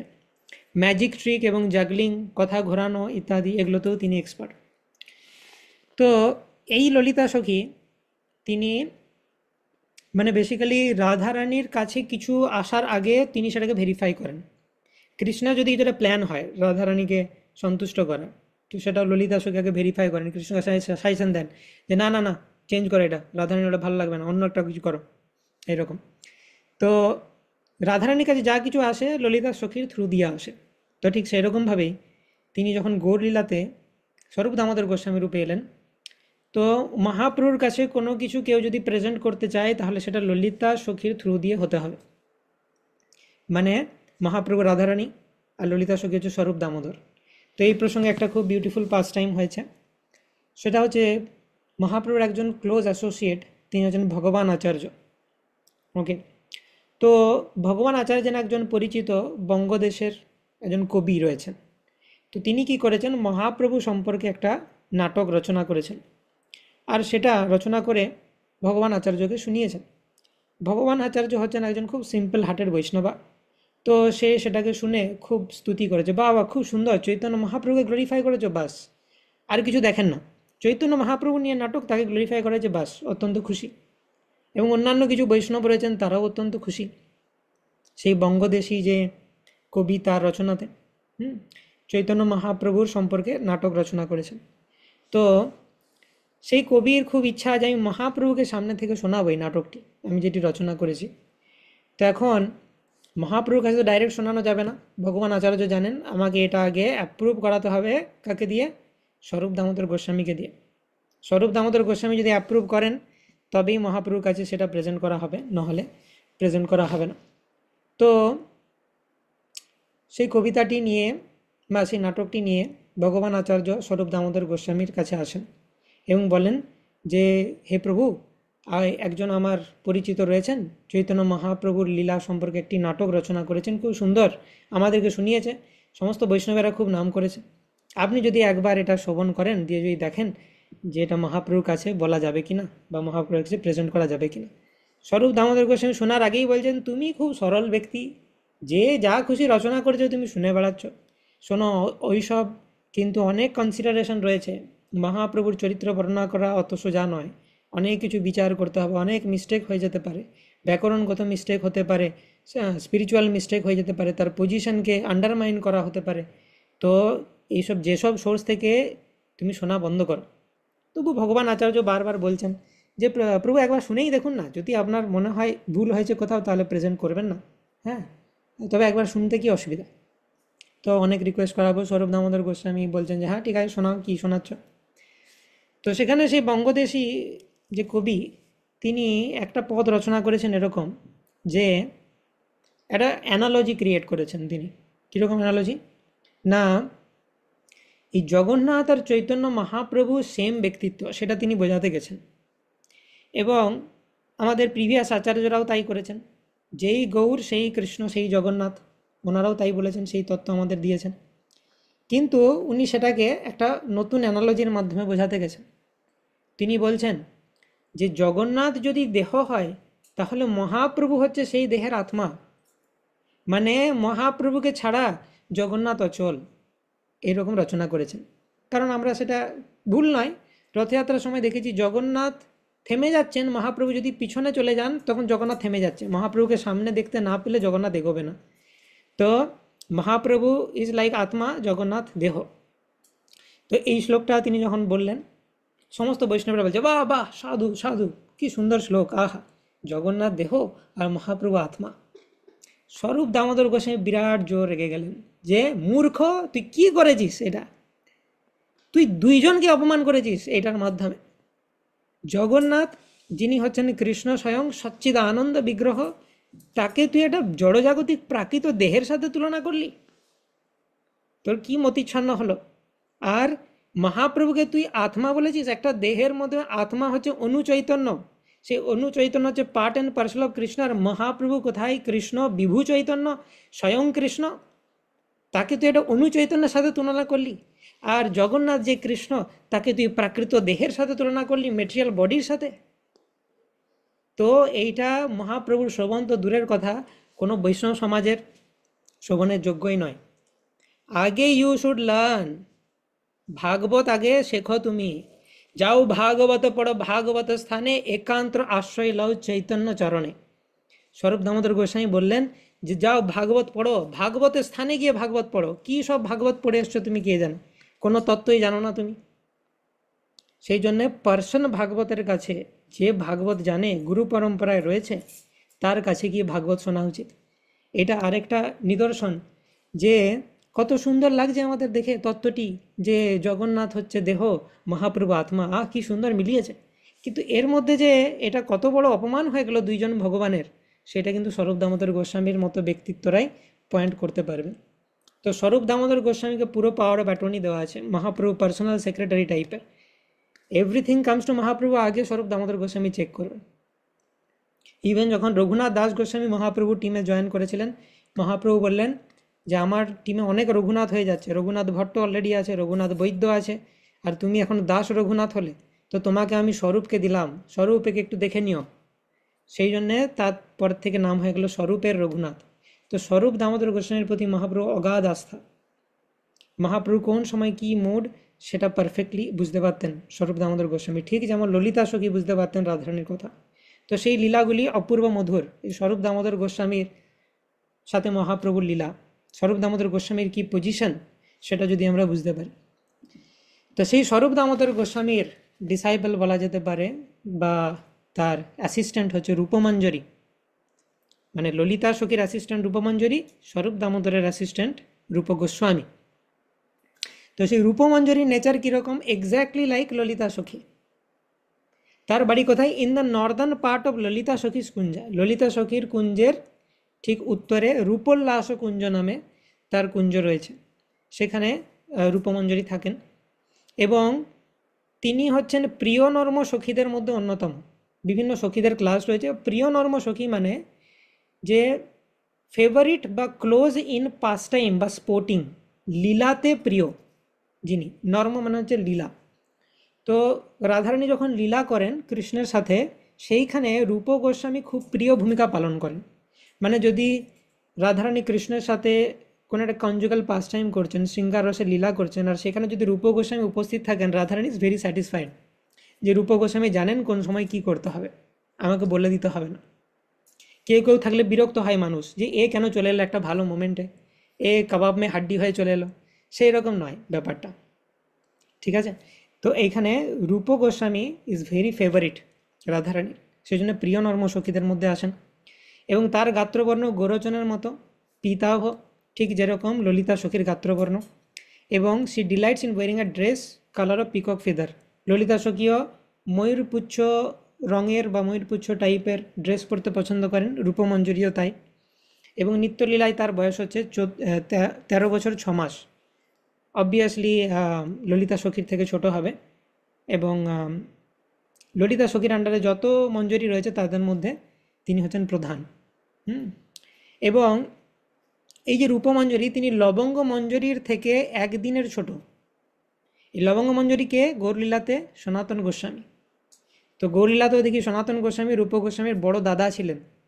আর কৃষ্ণলীলাতে তারা দুজনেই মঞ্জরি, কিন্তু লবঙ্গ মঞ্জরি একদিনের বড়। যদিও লবঙ্গ মঞ্জরি একদিনের বড়, কিন্তু প্রধান হচ্ছে রূপ গোস্বামী। ইন গৌরলীলা তিনি রূপ গোস্বামী রূপে আবির্ভূত হন। তো রূপ গোস্বামীর সম্পর্কে বহু এপিসোড রয়েছে চৈতন্য চরিতামৃতে। তো আমরা রূপ সনাতন শিক্ষা কভার করব, সেখানে ডিটেলসে আমরা দেখব রূপ গোস্বামীর চরিত্র। এবং কৃষ্ণদাস কবিরাজ গোস্বামীর মতো কবি দরকার তার চরিত্র বর্ণনা করার জন্য। রূপ গোস্বামী এতটাই এক্সল্টেড পার্সোনালিটি, তো সেগুলো আমরা ডিটেলসে দেখব অবশ্যই। তো সংক্ষেপে জাস্ট একটু রূপ গোস্বামীর জার্নিটা বলে দিই। রূপ গোস্বামী তিনি হচ্ছেন তো রূপ গোস্বামীর জন্ম হচ্ছে বর্তমান বাংলাদেশের বাকলা চন্দ্রদ্বীপ নামক একটি স্থানে। তো সেখান থেকে তিনি সারস্বত ব্রাহ্মণ পরিবারে জন্মগ্রহণ করেন তারা। কিন্তু নবাব হুসেন শাহ কী করেন, তারা খুব ইন্টেলিজেন্ট ছিলেন। রূপ এবং সনাতন দুই ভাই, তারা অ্যাকচুয়ালি 3 ভাই ছিলেন, রূপ, সনাতন এবং অনুপম। তো তারা যেহেতু খুব ইন্টেলিজেন্ট ছিলেন, তাদেরকে নবাব হুসেন শাহ নিজের প্রাইম মিনিস্টার এবং ফাইন্যান্স মিনিস্টার দবির ই খাস এবং শাকর ই মল্লিক, এই দুটো পোস্টে তাদেরকে রেখে দেন। তারা মুসলমান পোস্ট গ্রহণ করলেন কেন? কারণ তাদেরকে থ্রেট দেওয়া হয়েছিল যে তোমরা যদি গ্রহণ না করো তাহলে আমরা গো হত্যা করব, ব্রাহ্মণ হত্যা করব। তোমরা যদি গো ব্রাহ্মণের ভালো চাও যে আমি হত্যা না করি, তাহলে আমার প্রাইম মিনিস্টার আর ফাইন্যান্স মিনিস্টার হয়ে তোমাদেরকে যোগ দিতে হবে। তো বাধ্য হয়ে তারা যোগ দিয়েছিলেন। কিন্তু তাদের মোটেই ভালো লাগতো না এরকম একজন মুসলিম ব্যক্তিকে সার্ভ করতে যিনি গোমাংস ভক্ষণ করেন। তো তারা চিন্তা করতো যে কি করা যায়, কিভাবে এখান থেকে নিস্তার পাবো। তারা ইতিমধ্যে শ্রবণ করেছেন যে চৈতন্য মহাপ্রভু অবতীর্ণ হয়েছেন, চৈতন্য মহাপ্রভুর বিভিন্ন লীলা এবং তার চরিত্র সম্পর্কে শুনেছেন। তাদের চৈতন্য মহাপ্রভুকে তার সাথে দেখা করার যে ইচ্ছা, সেটা আরও বর্ধিত হয়। তো চৈতন্য মহাপ্রভুর কাছে কিভাবে যাবেন, তারা সেই সময় রামকেলিতে অবস্থান করছিলেন, ওকে, হুসেন শাহের মিনিস্টার রূপে। আর এদিকে চৈতন্য মহাপ্রভু তিনি বহু বছর পর সন্ন্যাস নেওয়ার পর, প্রায় 5ম বছরে তিনি বেরিয়েছেন। সন্ন্যাস নেওয়ার পর 2 বছর চলে যায় সাউথ ইন্ডিয়া যাত্রাতে। তারপর আরও 2 বছর কেটে যায় সার্বভৌম আর রামানন্দের চাতুরিতে। মানে তারা চাতুরি করে কিছুতেই যেতে দিচ্ছেন না মহাপ্রভুকে। মহাপ্রভু এই দোল পূর্ণিমা পেরিয়ে যাক তারপরে যাবেন, কার্তিক পেরিয়ে যাক তারপরে যাবেন, হ্যাঁ চাতুর্মাস্য পেরোক তারপরে যাবেন, এরকমভাবে মহাপ্রভুকে আটকে দিতেন। তো 5ম বছরে মহাপ্রভু যা হোক করে সবাইকে মানিয়ে বেরোলেন। তিনি ঠিক করলেন যে আমি বৃন্দাবন যাব পুরী থেকে, কিন্তু আমি বঙ্গদেশ ঘুরে যাব। ঠিক আছে, বঙ্গদেশ হয়ে আমি বৃন্দাবন যাব। বঙ্গদেশে আমার 2টি আশ্রয় রয়েছে, মহাপ্রভু বলছেন। একজন হচ্ছেন সচিব জননী আমার, আরেকটা হচ্ছে গঙ্গা দেবী, জাহ্নবী আর জননী। তো সচী মাতার সাথে দেখা করব, গঙ্গায় স্নান করব, তারপর আমি বৃন্দাবন যাব। আর বিভিন্ন ভক্তরা, আমার নবদ্বীপের যারা ভক্তবৃন্দ আছে, তাদের সাথে সাক্ষাৎ হবে। তো এরকম করে মহাপ্রভু এই ট্যুর করছেন, এবং এই ট্যুরটাও আমরা খুব ডিটেলসে কভার করব, চৈতন্য চরিতামৃতে দেওয়া আছে সুন্দরভাবে। তো মহাপ্রভু পুরী থেকে বঙ্গদেশ আসছেন, সে আসার পথে যে যবনের কাহিনীটা বললাম, সেই যবনের ট্রান্সফরমেশন হয়। তারপরে তিনি বঙ্গদেশে এলেন, বিভিন্ন ভক্তদের সাথে দেখা সাক্ষাৎ করছেন। এরকম করতে করতে রামকেলিতে পৌঁছান। রামকেলিতে রূপ এবং সনাতন মহাপ্রভুর চরণে শেল্টার গ্রহণ করেন, এবং মহাপ্রভু তখন তাদেরকে নাম দেন যে তোমাদের নাম আজ থেকে রূপ আর সনাতন। তো তাদের আলাদা নাম ছিল, মুসলিম নেম ছিল দাবিরি খা সাকারি মল্লিক। তো মহাপ্রভু তাদেরকে নাম দেন এবং কৃপা করে বলেন যে চিন্তা করো না, তোমরা শীঘ্রই এইখান থেকে ছাড়া পাবে, এবং তোমাদের যে মনের ইচ্ছা আমার সেবায় নিযুক্ত হবে, মানে আমার সাথে থাকবে, সেটা খুব তাড়াতাড়ি স্যাটিসফাইড হবে। এই বলে মহাপ্রভু তিনি তার বৃন্দাবন যাত্রা কন্টিনিউ করছেন। কিন্তু সমস্যাটা কি হয়েছে যে মহাপ্রভু যেদিকেই যাচ্ছেন সেদিকে কোটি কোটি লোক মহাপ্রভুর সাথে চলছে, পুরো রাস্তাতে কোটি কোটি লোক যাচ্ছে মহাপ্রভুর সাথে। তো রামকেলিতে সনাতন গোস্বামী তখন বললেন মহাপ্রভুকে যে মহাপ্রভু, আমার মনে হচ্ছে যে এত লোক আপনার সাথে হয়ে গেছে, আপনি বৃন্দাবনে গিয়ে সেই মুডটা আস্বাদন করতে পারবেন না, যে রাধারানীর মুড আস্বাদন করার জন্য আপনি যাচ্ছেন। সেটা খুব মানে সাংকেতিকভাবে বলেছেন, এত লোক নিয়ে বৃন্দাবন যাওয়াটা কি ভালো মহাপ্রভু, আপনি যেটা বিচার করবেন এরকমভাবে। তো মহাপ্রভু সেইটা পরে বিচার করলেন, দিয়ে দেখলেন না, সত্যি এত লোক নিয়ে বৃন্দাবন যাওয়াটা ঠিক নয়। সনাতন গোস্বামী ঠিকই বলেছেন, মানে তখনও গোস্বামী হন, সনাতন ঠিকই বলেছেন। তো তিনি কী করলেন, কানাই নাটশালা পর্যন্ত গিয়ে ফিরে চলে এলেন। আর এদিকে যাবার সময় গদাধরের সাথে, রামানন্দ রায়ের সাথে বিচ্ছেদ লীলা হয়েছিল। সে গদাধর কিছুতেই মহাপ্রভুকে ছাড়বে না, মহাপ্রভু কড়া কড়া কথা বলে তাকে কাঁদিয়ে বসিয়ে দিলেন। সেটা একটা বিরাট করুণ লীলা, রামানন্দ রায়ের সাথেও তাই। ঠিক আছে, তো ভক্তরা কিছুতেই ছাড়বে না, কিন্তু মহাপ্রভু খুব কঠোর হয়ে বেরিয়ে চলে এসেছিলেন।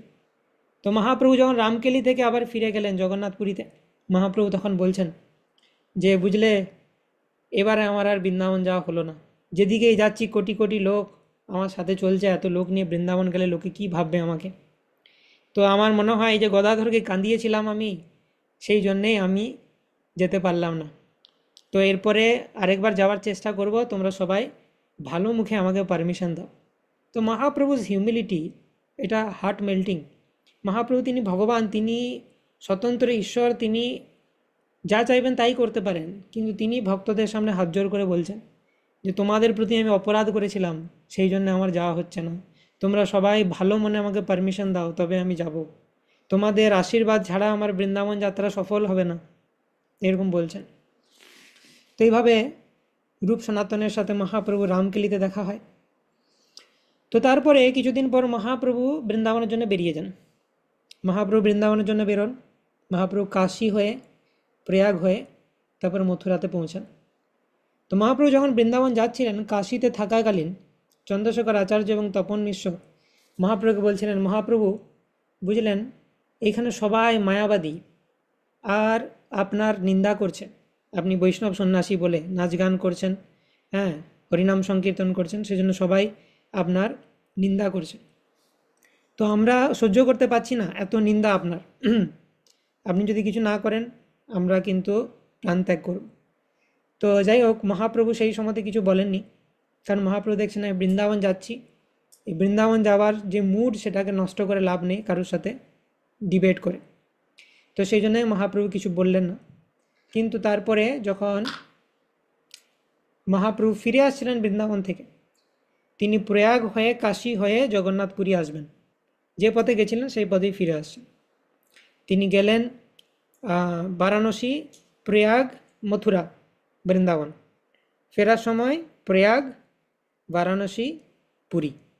ঠিক আছে, তো ফেরার সময়তে মহাপ্রভু যখন প্রয়াগে পৌঁছালেন, ঠিক সেই সময়তে রূপ গোস্বামী এটা খবর পেয়ে গেছেন যে মহাপ্রভু বৃন্দাবন থেকে ফিরছেন। তিনিও এই জেল থেকে যা হোক করে ছাড়া পেয়ে, মানে জেল নয়, তিনি পালিয়ে গেছিলেন বেসিক্যালি। তিনি এখান থেকে পালিয়ে গেছিলেন নবাব হুসেন শাহের চাকরি ছেড়ে, এবং মহাপ্রভুর সাথে গিয়ে মিলিত হন। প্রয়াগের দশাশ্বমেধ ঘাটে মহাপ্রভু তাকে রূপশিক্ষা প্রদান করেন। 10 দিন ধরে সেখানে রূপশিক্ষা হয়। তারপরে মহাপ্রভু তাকে বলেন যে রূপ তুমি বৃন্দাবনে চলে যাও, ঠিক আছে, তোমাকে আমি যা বলার বলে দিয়েছি। তো মহাপ্রভু বেসিক্যালি ভক্তি রসামৃত সিন্ধুর একটা সামারি দিয়ে দিয়েছেন। মহাপ্রভু বললেন যে পারাপার শূন্য গভীর ভক্তি রস সিন্ধু তোমারে চাখাইতে তার কহি এক বিন্দু।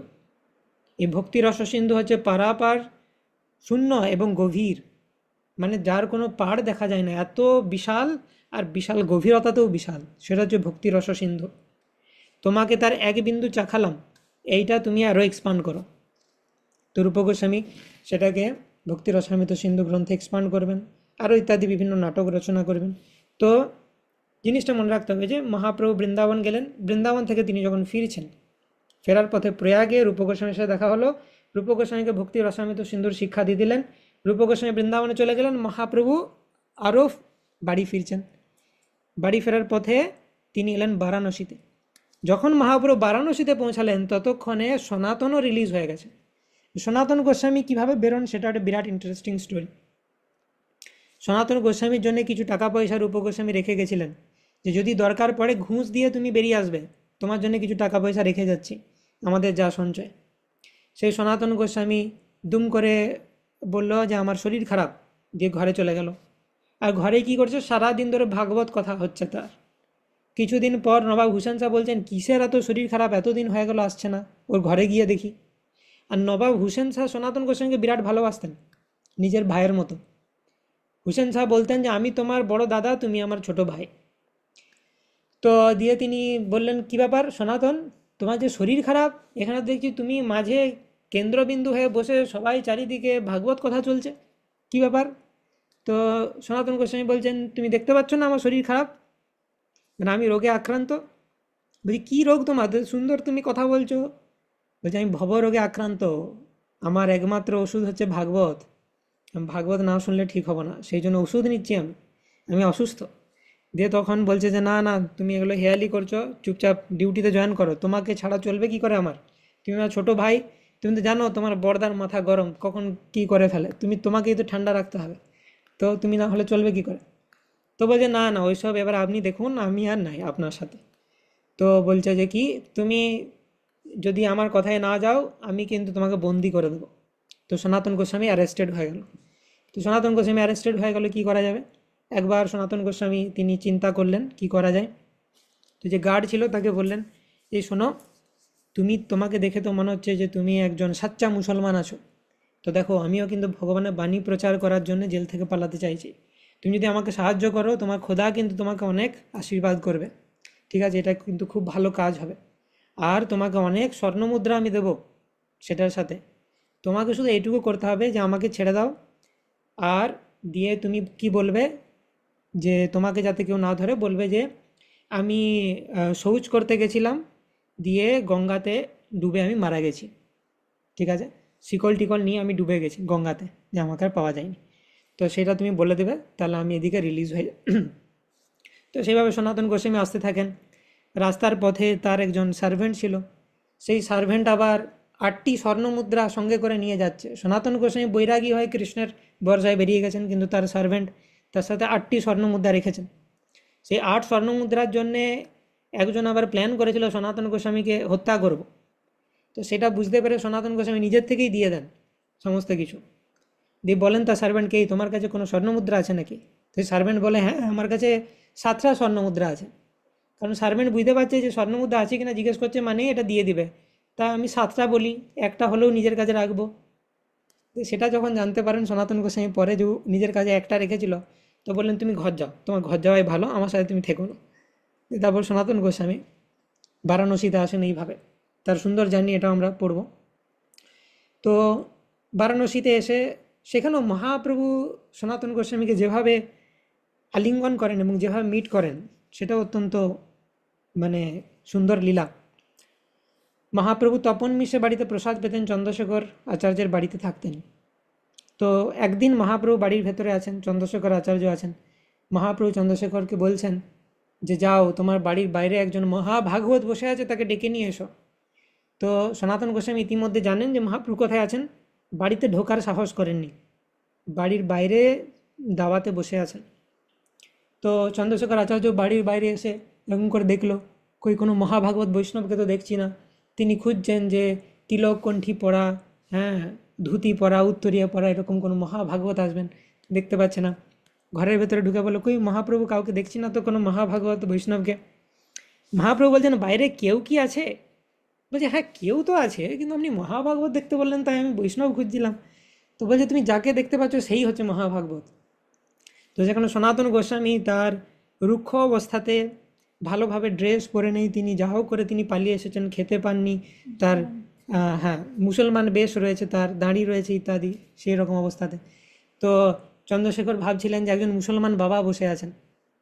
তো তাকে ডেকে নিয়ে আসা হলো আর মহাপ্রভু তাকে আলিঙ্গন করলেন।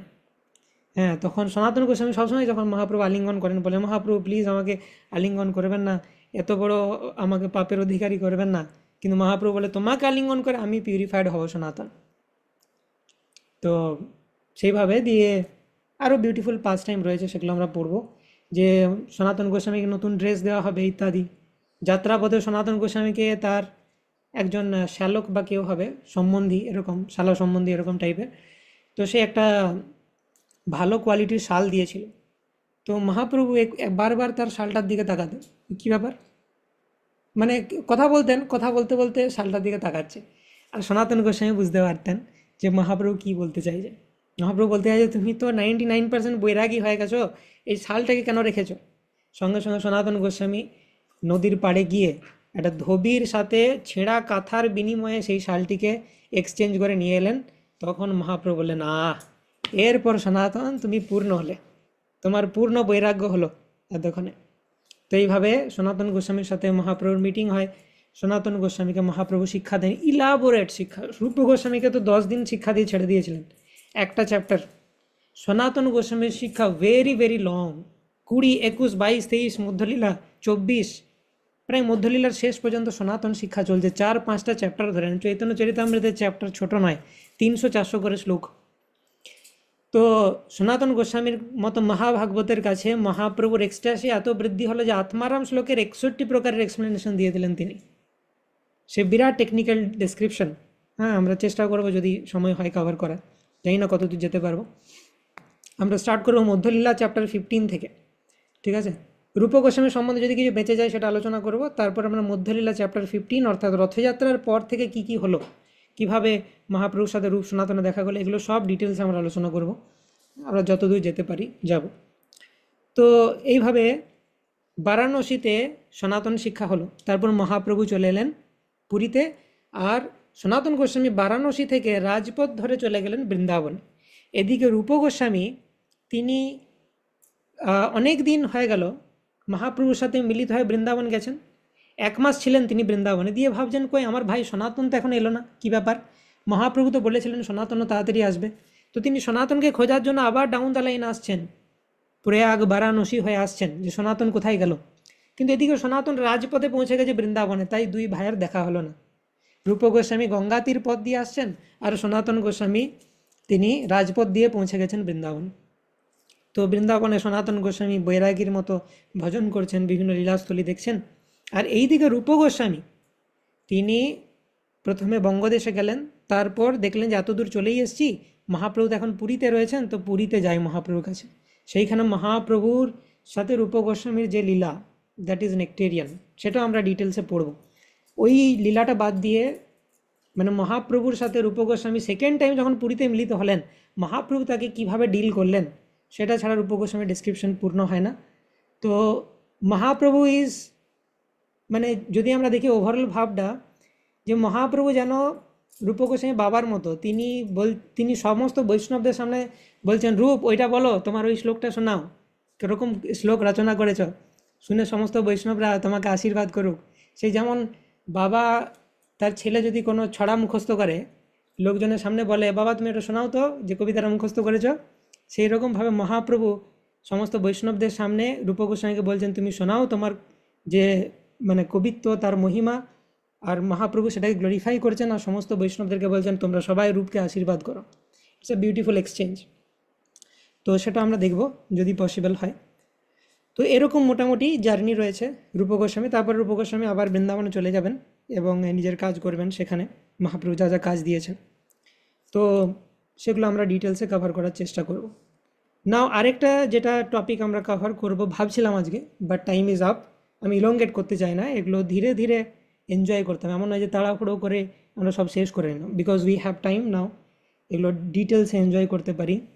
Next we will discuss on the poetic brilliance of Rupa Goswami. রূপ গোস্বামীর কবিত্ব সম্পর্কে আমরা আলোচনা করব, এবং রূপ গোস্বামীর বিরচিত চিত্র কবিত্বানি বলে একটা গ্রন্থ রয়েছে, সেখানে অসাধারণ মানে আনফ্যাদমেবল কবিত্ব যে এই লেভেলে যেতে পারে সেইটা এই গ্রন্থটি না পড়লে বোঝা যাবে না, যে একটা শ্লোককে কিভাবে চিত্রের আকার দেওয়া সম্ভব।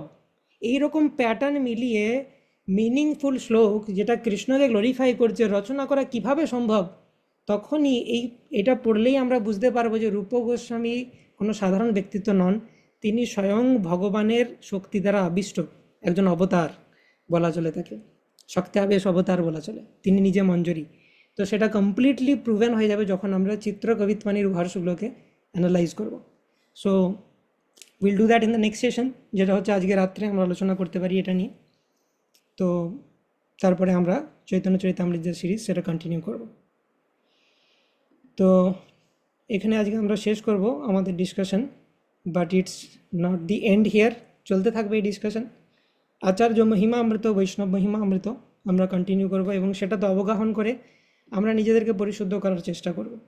ওকে, শিলা রূপ গোস্বামী পাদ কি যায়, শিলা প্রভুপাদ কি যায়, নিতাই গৌর প্রেমানন্দে হরি হরি बोल।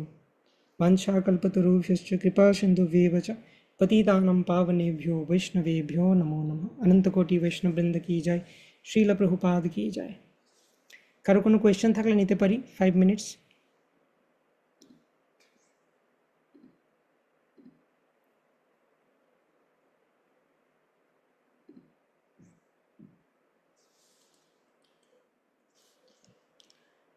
ইয়েস, প্রশান্ত গোপাল প্রভু।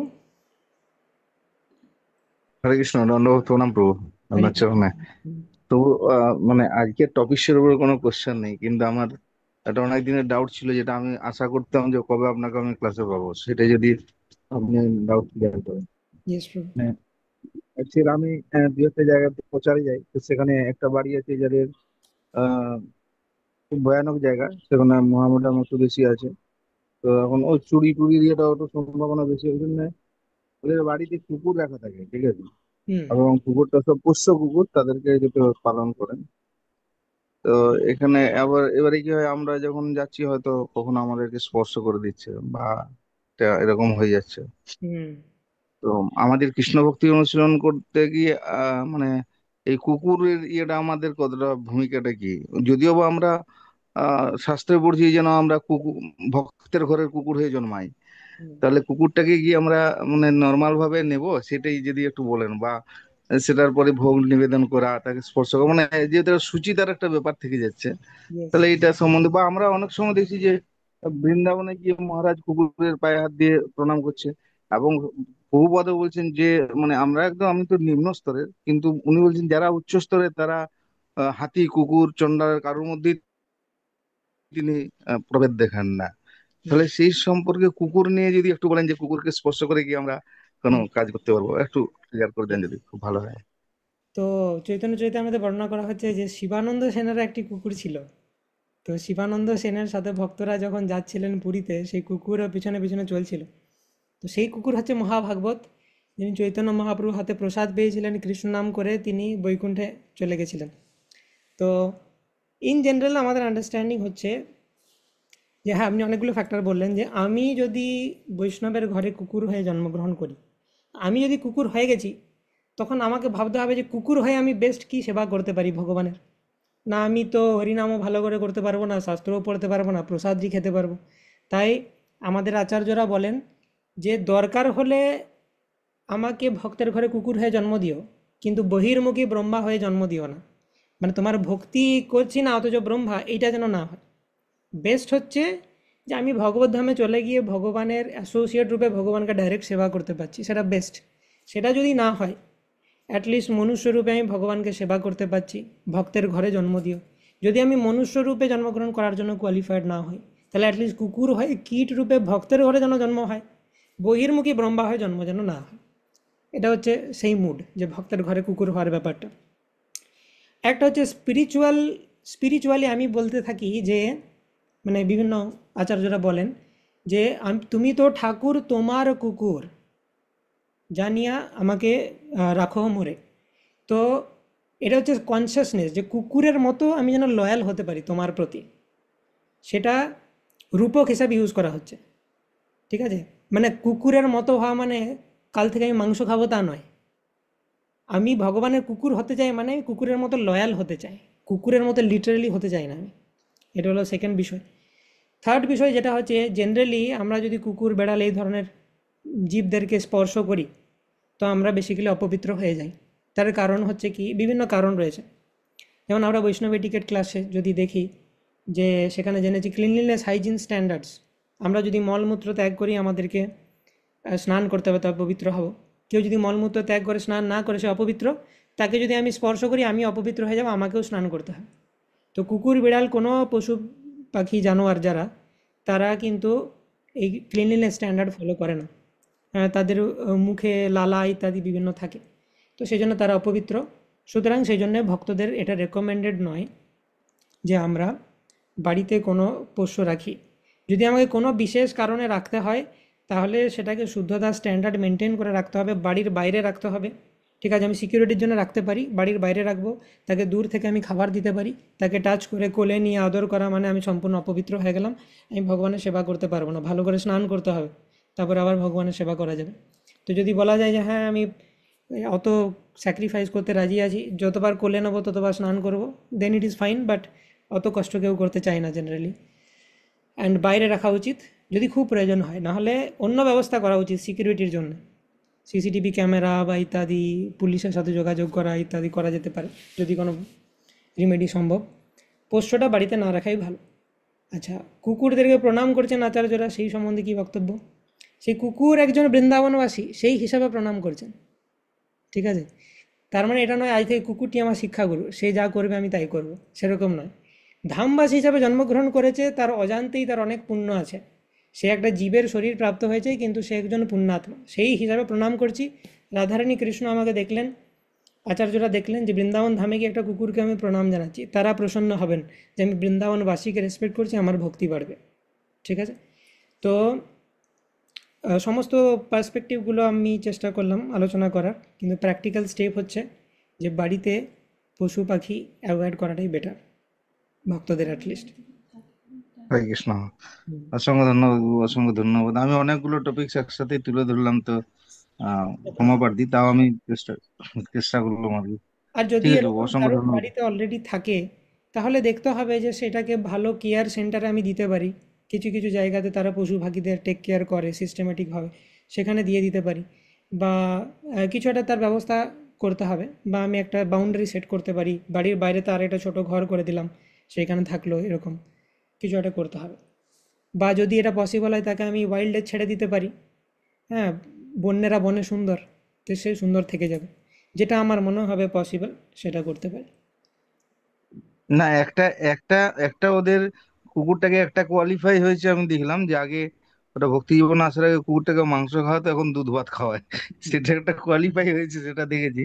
কিন্তু বাকিটা প্রভু, মানে এটা আমার জানার ছিল যে খুব ভালো, খুব ভালো লাগলো প্রভু। মানে আমি বিশেষ করে শৌচতার জন্যই আমি জানতে জানতে চাইলাম যে স্পর্শ করার ব্যাপারটা। ঠিক আছে প্রভু, অসংখ্য ধন্যবাদ প্রভু, চরণ দণ্ডবত প্রণাম। ধন্যবাদ। ইয়েস, বাসন্তী মাহাতো মাতাজি।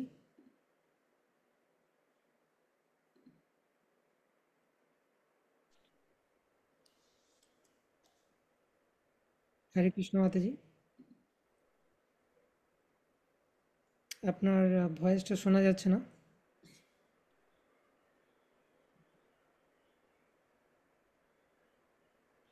ওকে, আমরা গোকুলেশ্বর প্রভুর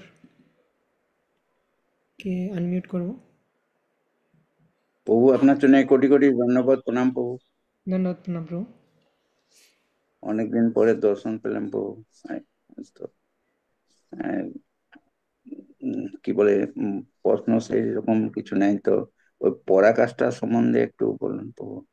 পরাকাষ্ঠা মানে যে আলটিমেট চরম পরাকাষ্ঠা, কথাটার মানে হচ্ছে যে ওর থেকে ঊর্ধ্বে আর কিছু হতে পারে না। পর কথাটার মানে হচ্ছে মানে বেটার। পর মানে হচ্ছে বেটার বা ট্রান্সেন্ডেন্টাল। তো এরকম পরাৎপর মানে হচ্ছে বেটার থেকেও আরও বেটার। তো পর যেখানে ইউজ হবে সেটা বেটার অর্থে ইউজ হয়। তো পরাকাষ্ঠা মানে লিমিট, ঠিক আছে। চরম পরাকাষ্ঠা মানে দ্য টপমোস্ট লিমিট, ওর থেকে বেশি আর হতে পারে না। তো আমরা গোস্বামীদেরকে বলে থাকি যে গোস্বামীরা যে লেভেলে ভক্তি করেছেন ওর থেকে বেশি লেভেলে ভক্তি করা সম্ভব নয় কারোর পক্ষে।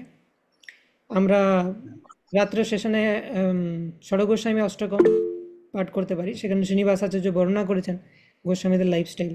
সেটা তো আমরা দেখতে পাই যে কিভাবে তারা ভক্তি করেছে।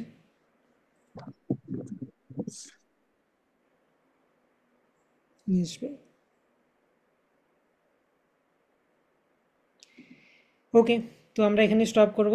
আরও কিছু প্রশ্ন থাকলে, যদি পুরো হরিকথা সিরিজ চলাকালীন কারোর কোনো প্রশ্ন থাকে ইমিডিয়েটলি ক্লিয়ার করে নেওয়া ভালো। হ্যাঁ, ক্লাসের মধ্যে বা আমাকে পার্সোনালি মেসেজ করতে পারেন, কিন্তু ডাউট যেন বিল্ড আপ হতে না থাকে, কারণ নেক্সট দিন আমি কিছু বুঝতে পারবো না যদি ডাউট থাকে। ঠিক আছে, তো সকলকে অসংখ্য ধন্যবাদ।